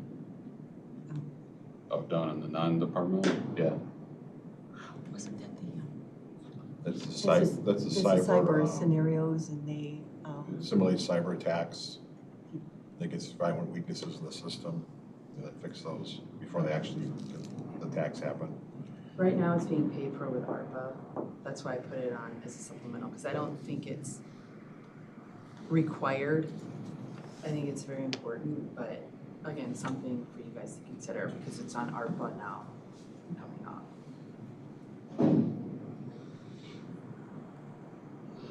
Well, it seems like cheap insurance, because if we get hacked, that's a real problem. But, and I think the other discussion is, you know, we've talked about artificial intelligence, and those, a couple of those are for that artificial intelligence, which would hopefully make us more efficient. Control headcount in 26, 27, 28. Right. So does anyone have any strong feelings about something that they don't want or they do want? Committee members?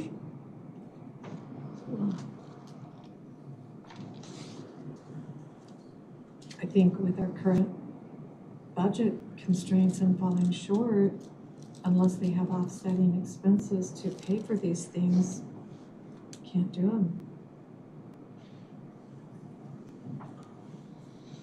And the people involved could build that case. They could say, we'll cut this and we'll pay for that. I mean, an analyst position in IT, they should be able to go through and actually measure, I mean, they're in IT, they can measure productivity to show the impact on that. I don't disagree. Also, the in-building cellular coverage upgrade in particular stands out to me. assume that's just to boost cell service inside the county building? Primarily for EMA, Was that? primarily for the EMA area because cell phones. And if you've ever been downstairs there, you agree. When It's we- a dead site. When we sit 30 people down there with cell phones from different firms, but Even on day-to-day, it's spotty at best. Gotcha. Yeah, I'm just nervous about it because it says it's the lowest cost, highest cost could be towards 100,000. That's what caught my attention. Well, if we only do 50, that's all they can spend. So they would have to be taking the low cost out of room. I don't have any issues. Okay. No? Okay. All right. So can you, in your scenario, can you dump this in? Or at least create a line item that dumps it in? No, for now, I'm gonna put all the personnel costs in the general fund, even though Yeah. some of them. Well, I'm trying to ultimately get to the numbers that we need to plug into the, Yeah, to because the it will be ordinances. for the appropriations.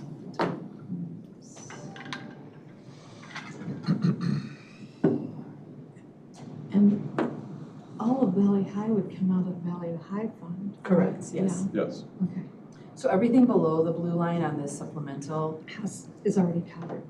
yeah, and comes from a special revenue source. Okay. So our choices with the items above, for anything that we wanted to keep, is that they would lower the general fund reserve. Correct. And also too, specific, on the non-personnel ones, you know, we would put these in the budget, but based on the dollar value, they would still come before you in a resolution for contract agreement or the spend. So, you know, it can be considered at that time too, in more detail. Like the finance, the AI agent. Okay.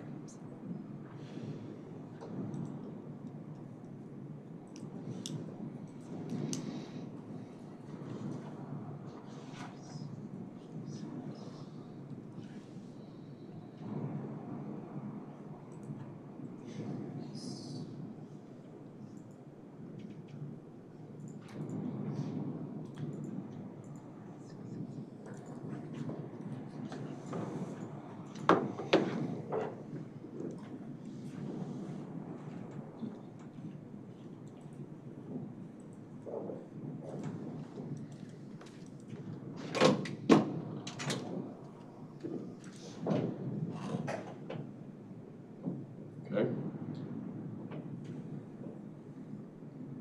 Okay.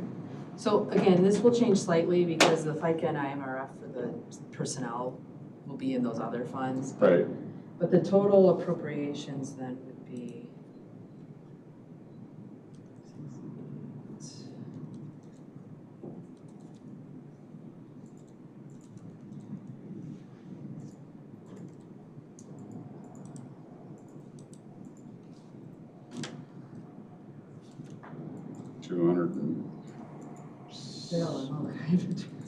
I have Transposition. I have a question.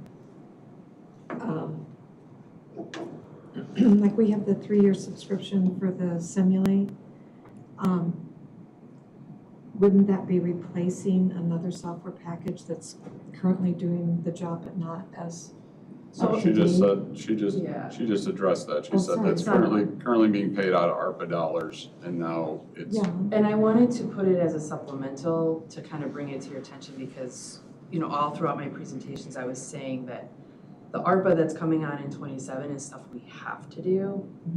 And this is part of ARPA right now, and I think it's very important, and I'm sure if Tom was here, he'd disagree, but I don't think it's essential. So that's why it's separated out at this time. well, and what I'm asking specifically is, generally when you have, there's something that's either outdated, you know, doesn't function to an optimal level, that can be set aside to offset the cost of this other software. So if I'm In IT. basically switching systems, to something that's better or I think they economic. currently use Simulate, Yeah, don't they do. Yes. Yeah, I think Tom and Administrative Services a couple months ago talked about this. And I'm sorry, Jerry, I didn't mean to interrupt. I'm just, is that what you're asking? Yeah. Like, are we switching from a different software? Well, or what has it replaced that was previously in the budget? Or what could be replaced that's in there now? If I remember right from Administrative Services, it's not replacing anything.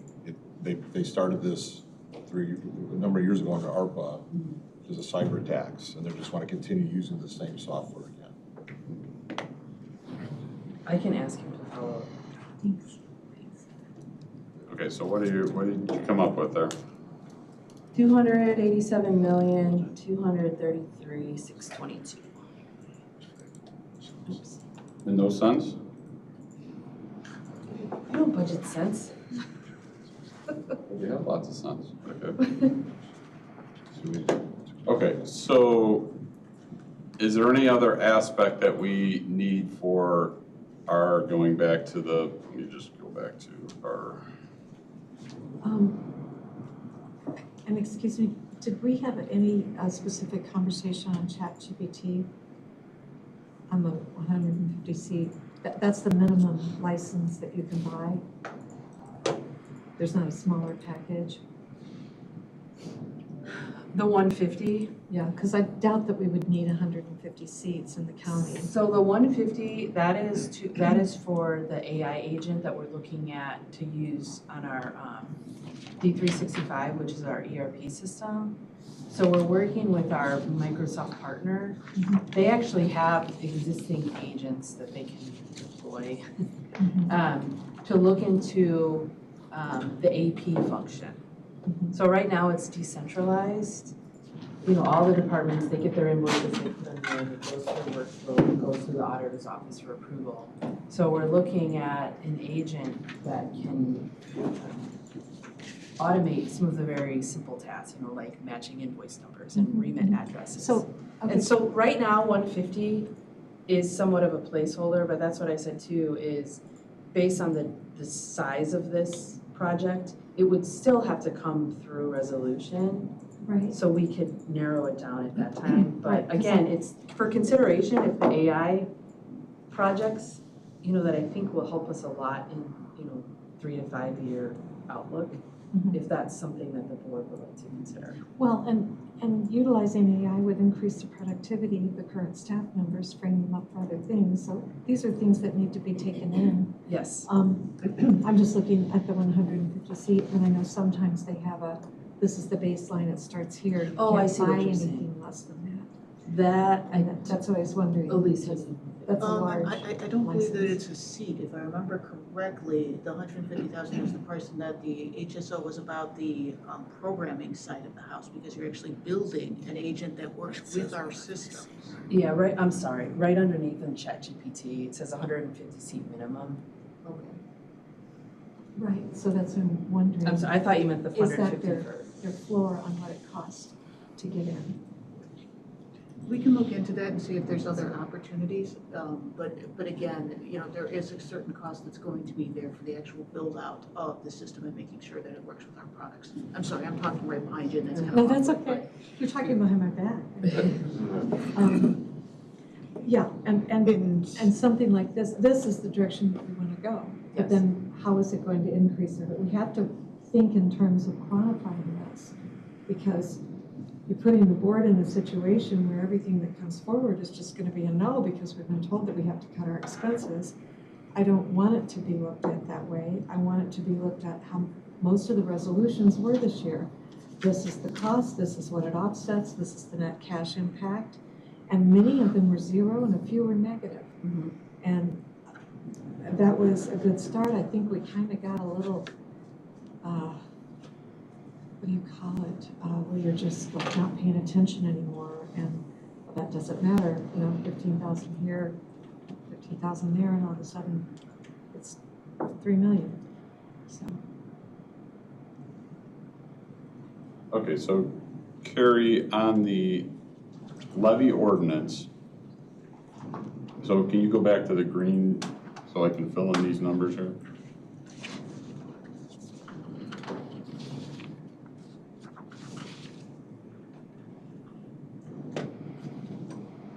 Barry? Oh, sorry, it's on my screen.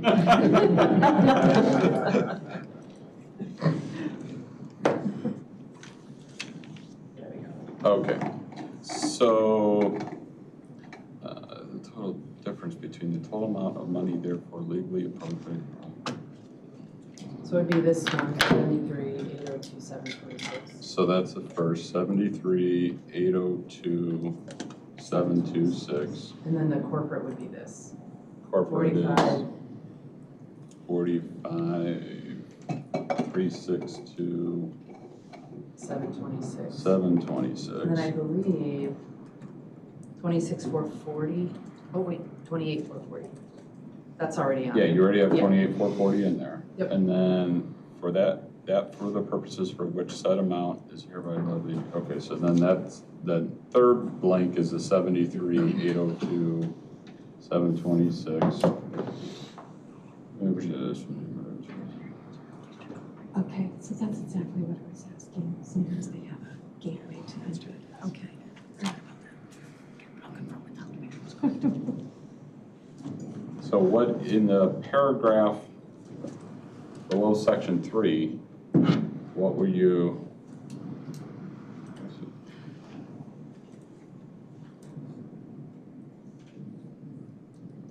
The amount appropriated for the general corporate and the amount estimated received from other income and use of cash reserve. Paragraph 3. Yeah, Yeah, what do you- paragraph 3, no, below section 3 of the levy ordinance, there's a paragraph.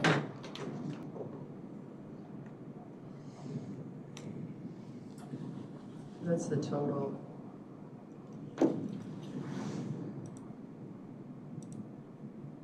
That's the one. 73.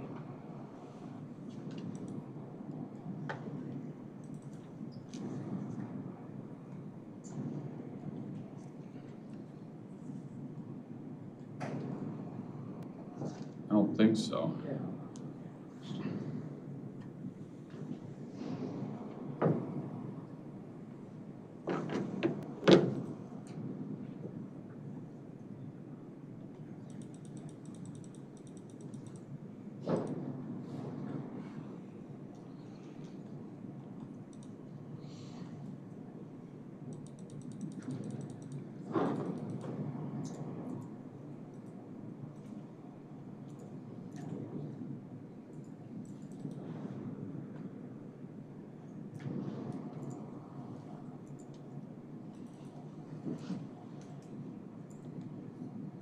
Sorry.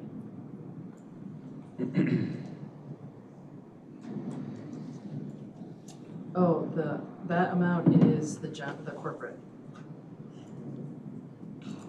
Well, you said, it says being the difference between the amount appropriated for the general corporate fund and the amount estimated received from other income as use of cash reserves.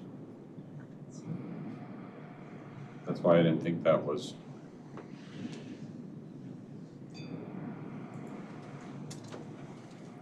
That is the general fund amount. That is the general fund Yes. number? Okay, so It is 45. kind of weird. Huh? It's not worded. Yeah, so 45,362, 726 then? Yes. Okay. All right, so that's on that ordinance. And then on the budget ordinance.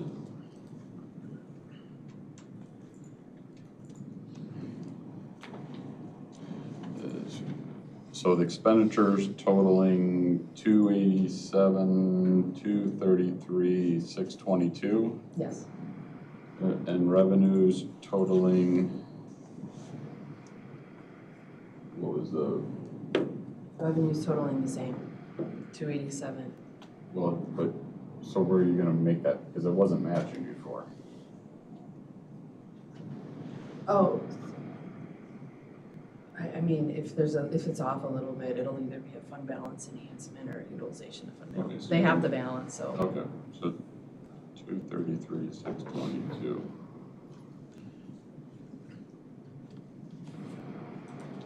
Two, It would be a slight fund balance enhancement for the general, right, by like It was $200 off. 10,000 or something. No, it was like $200 off. But I have to take the FICA and IMRF out.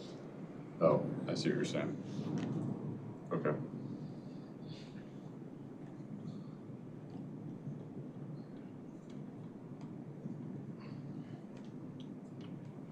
Oops.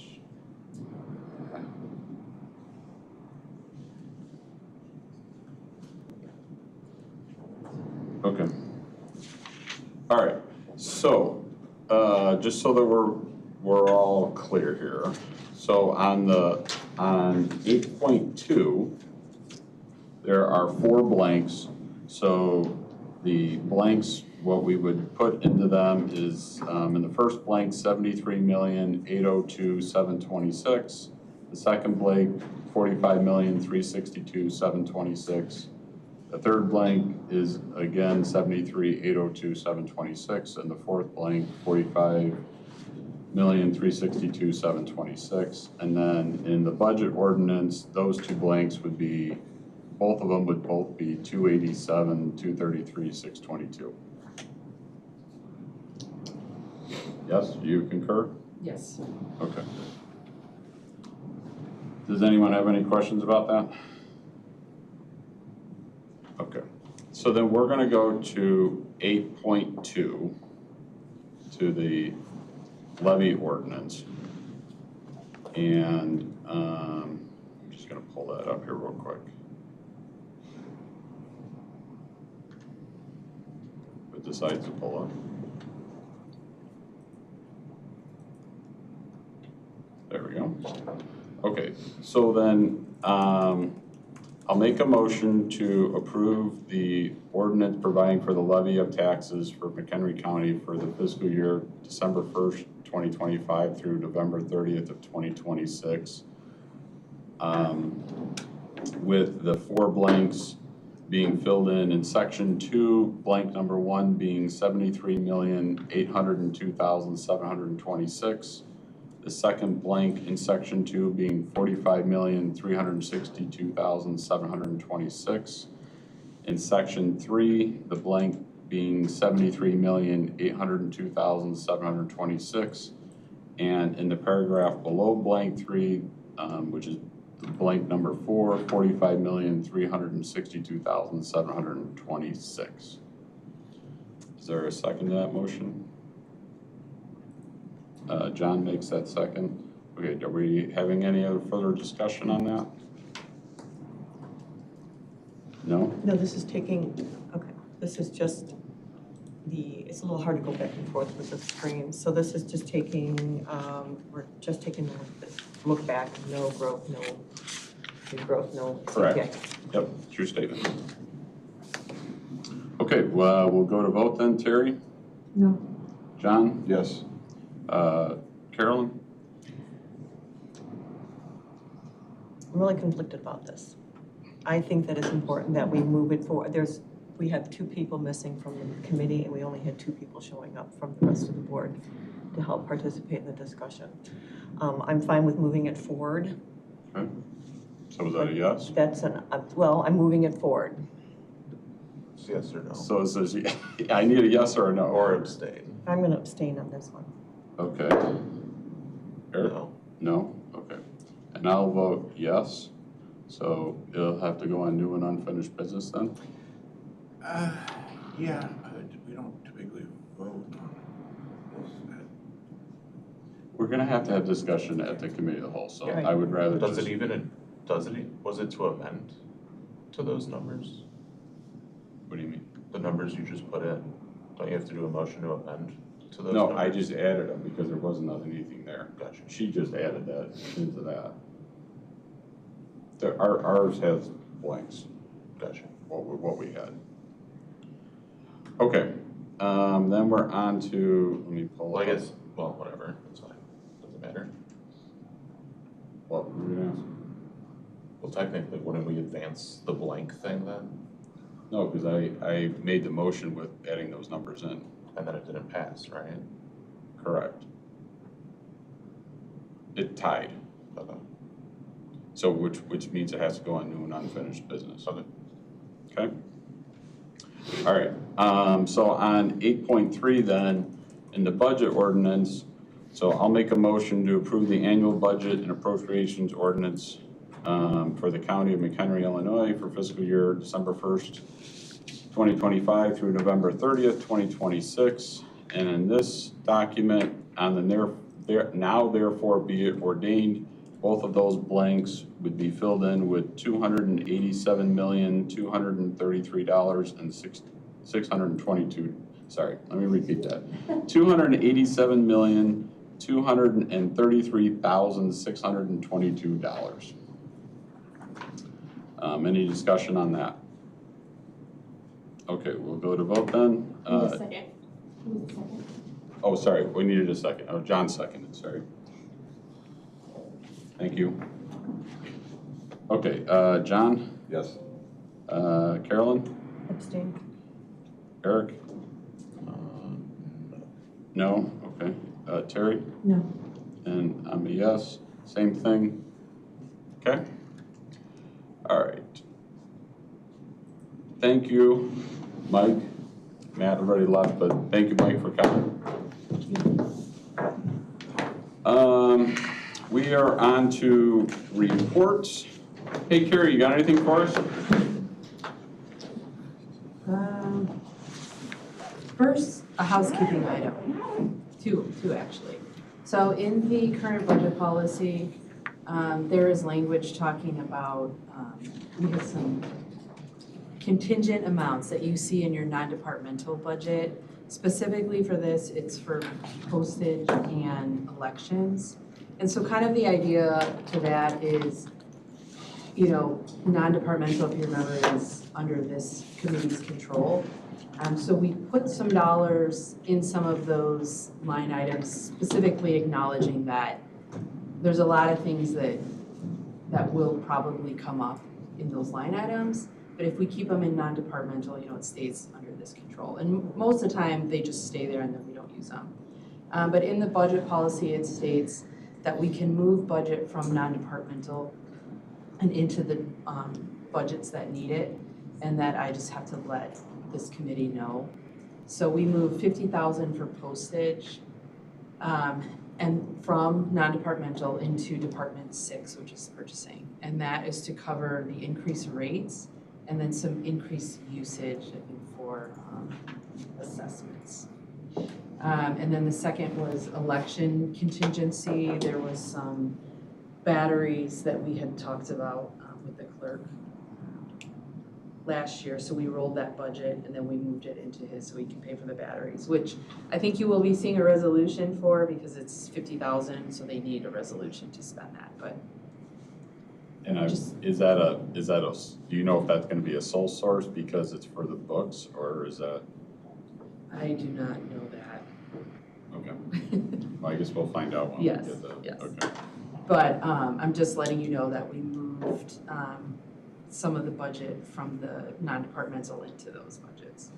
But we're well, I think we have 100,000 in each, and I think that will be it. Maybe it's a little bit more for postage, but we should be good.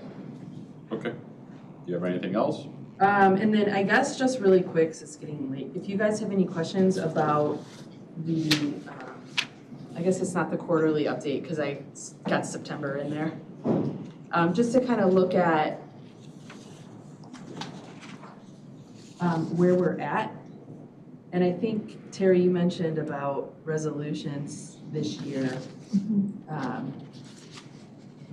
And I think it's important, you know, we're looking at that every quarter. You know, and within the general fund, we've only used, I think it was 80-some thousand of fund balance so far this year.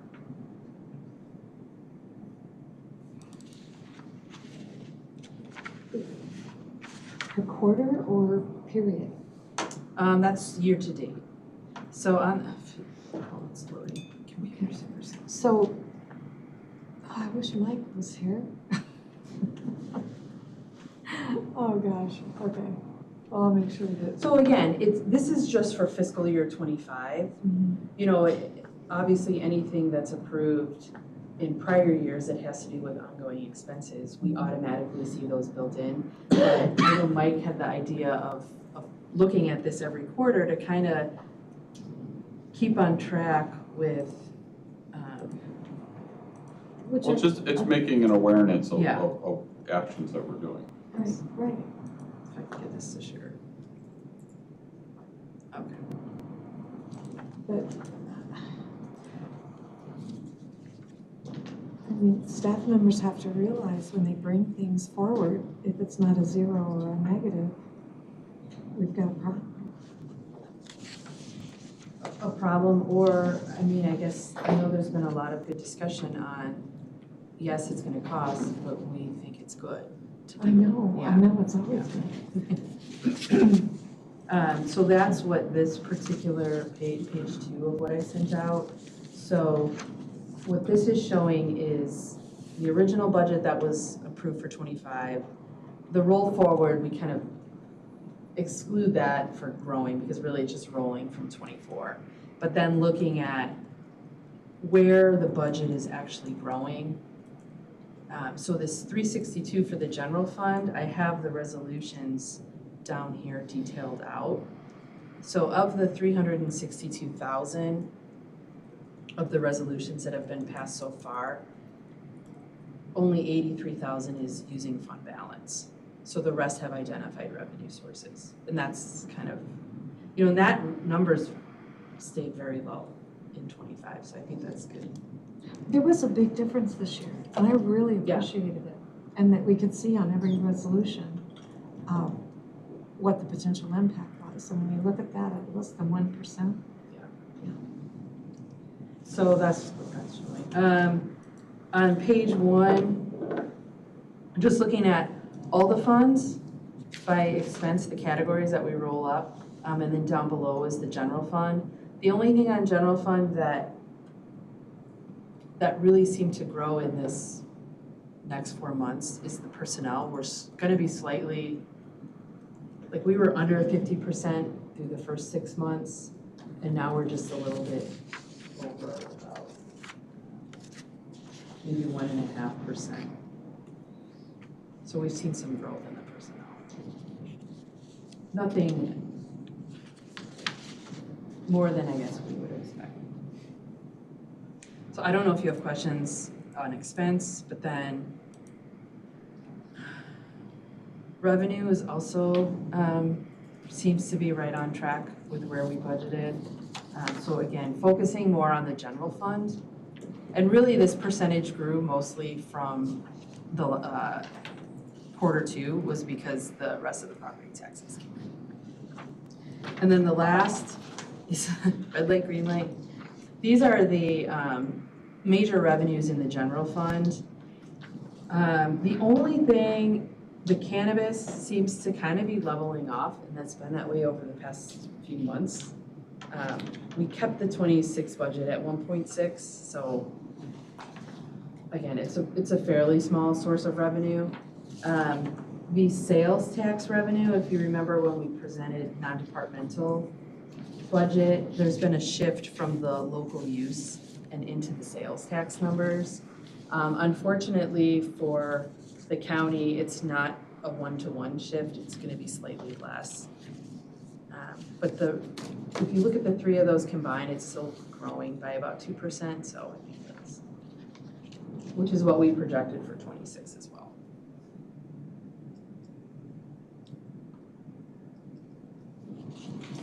So I don't know if you have any questions or comments. No, but thank you for doing that, because it is good data and good information. Yeah. I think sometimes when you're month to month, resolution after resolution, it's good to see it summarized, and then you can kind of see the work that's being accomplished. Yep. Anything else? That's it. Okay. EDC, I know several county board members have already signed up for the annual dinner. There's still seats available if you haven't signed up yet, so I encourage you to do that. The CEO of Nicor Gas is the guest speaker, and yes, I know there's you're smiling over there because there's lots of puns that you can do. In any case, so it should be a great evening, and so looking forward to it. Is there anything else I need? No, we're working on the slate of new officers and a couple new members. So we'll be coming forward later as well. Right, I see. Naturally, McHenry County. Well, thank you to those who attended the dinner on October 2nd. You really enjoyed it and got a lot of good takeaways from the guest speaker, Bill Geist, who is one of the leading experts within the tourism field. So thank you again. It was a great evening. In fact, it was a good meal. And nice thing about that meal, there's a lot of locally sourced produce that you consume. So, the National McHenry County Executive Board met on Monday for the purpose of talking about the strategic plan and really to define action items and assign responsibilities. So, as reported in the past, they completed a strategic plan, and now it's really just diving into how we're going to implement that plan. So that's rolling. And I do have another item not related to NMC to report, but it's of interest to this committee. When I left at about the 9 o'clock hour, I went downstairs to attend the Board of Review hearing for our property tax exempt application for 400 Russell, which is the building we bought earlier this year. And we presented our case, and I'm pleased to report the Board of Review is recommending to the state that we get 100% property tax exemption on 400 Russell. Now the state would ultimately have to make that decision, but their recommendation gets forward on. So we didn't know if they would do a partial or 100%, so pleased that they did 100%. That's all I have. Have a tenant was kind of the question. We have two tenants. One's the state, the other one's a not-for-profit per state legal, and that was, we're not sure how they would consider that. So. Question. Yes. Do we know what the property tax was that was generated from that building before? Yeah, just around $20,000. Okay. Across all. Well, for the property tax. So, Okay, anything else? That's all I have. Okay. We do have a need for an executive session for 2 items. So I'll make a motion to go in the executive session for 5 ILCS 120-2 29 meetings between internal or external auditors and approval of executive session minutes from 1/9 and 2/6. Second. Terry seconds that. Voting to do this, Terry? Yes. John? yes. Carolyn? Yes. Eric? Yes. Myself, yes. Okay, motion carries.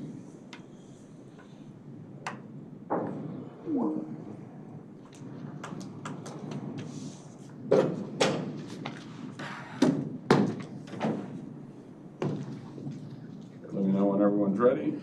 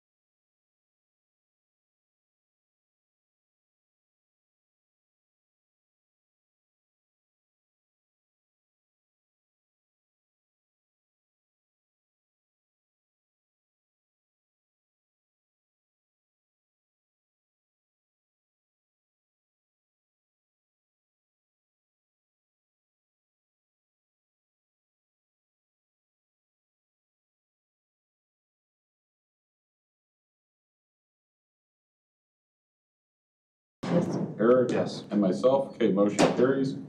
I'll make a motion to move the executive session minutes from January 9th, 2025 and February 6th, 2025 to the State's Attorney's Office for review. Is there a second? Carolyn seconds that. All those in favor say aye. Aye. Any opposed? Okay, motion carries. And that's it for business. So entertain a motion to adjourn. Terry and John at 11:18 a.m. All those in favor say aye. Aye. Any opposed? Okay, motion carries. Thank you, everyone.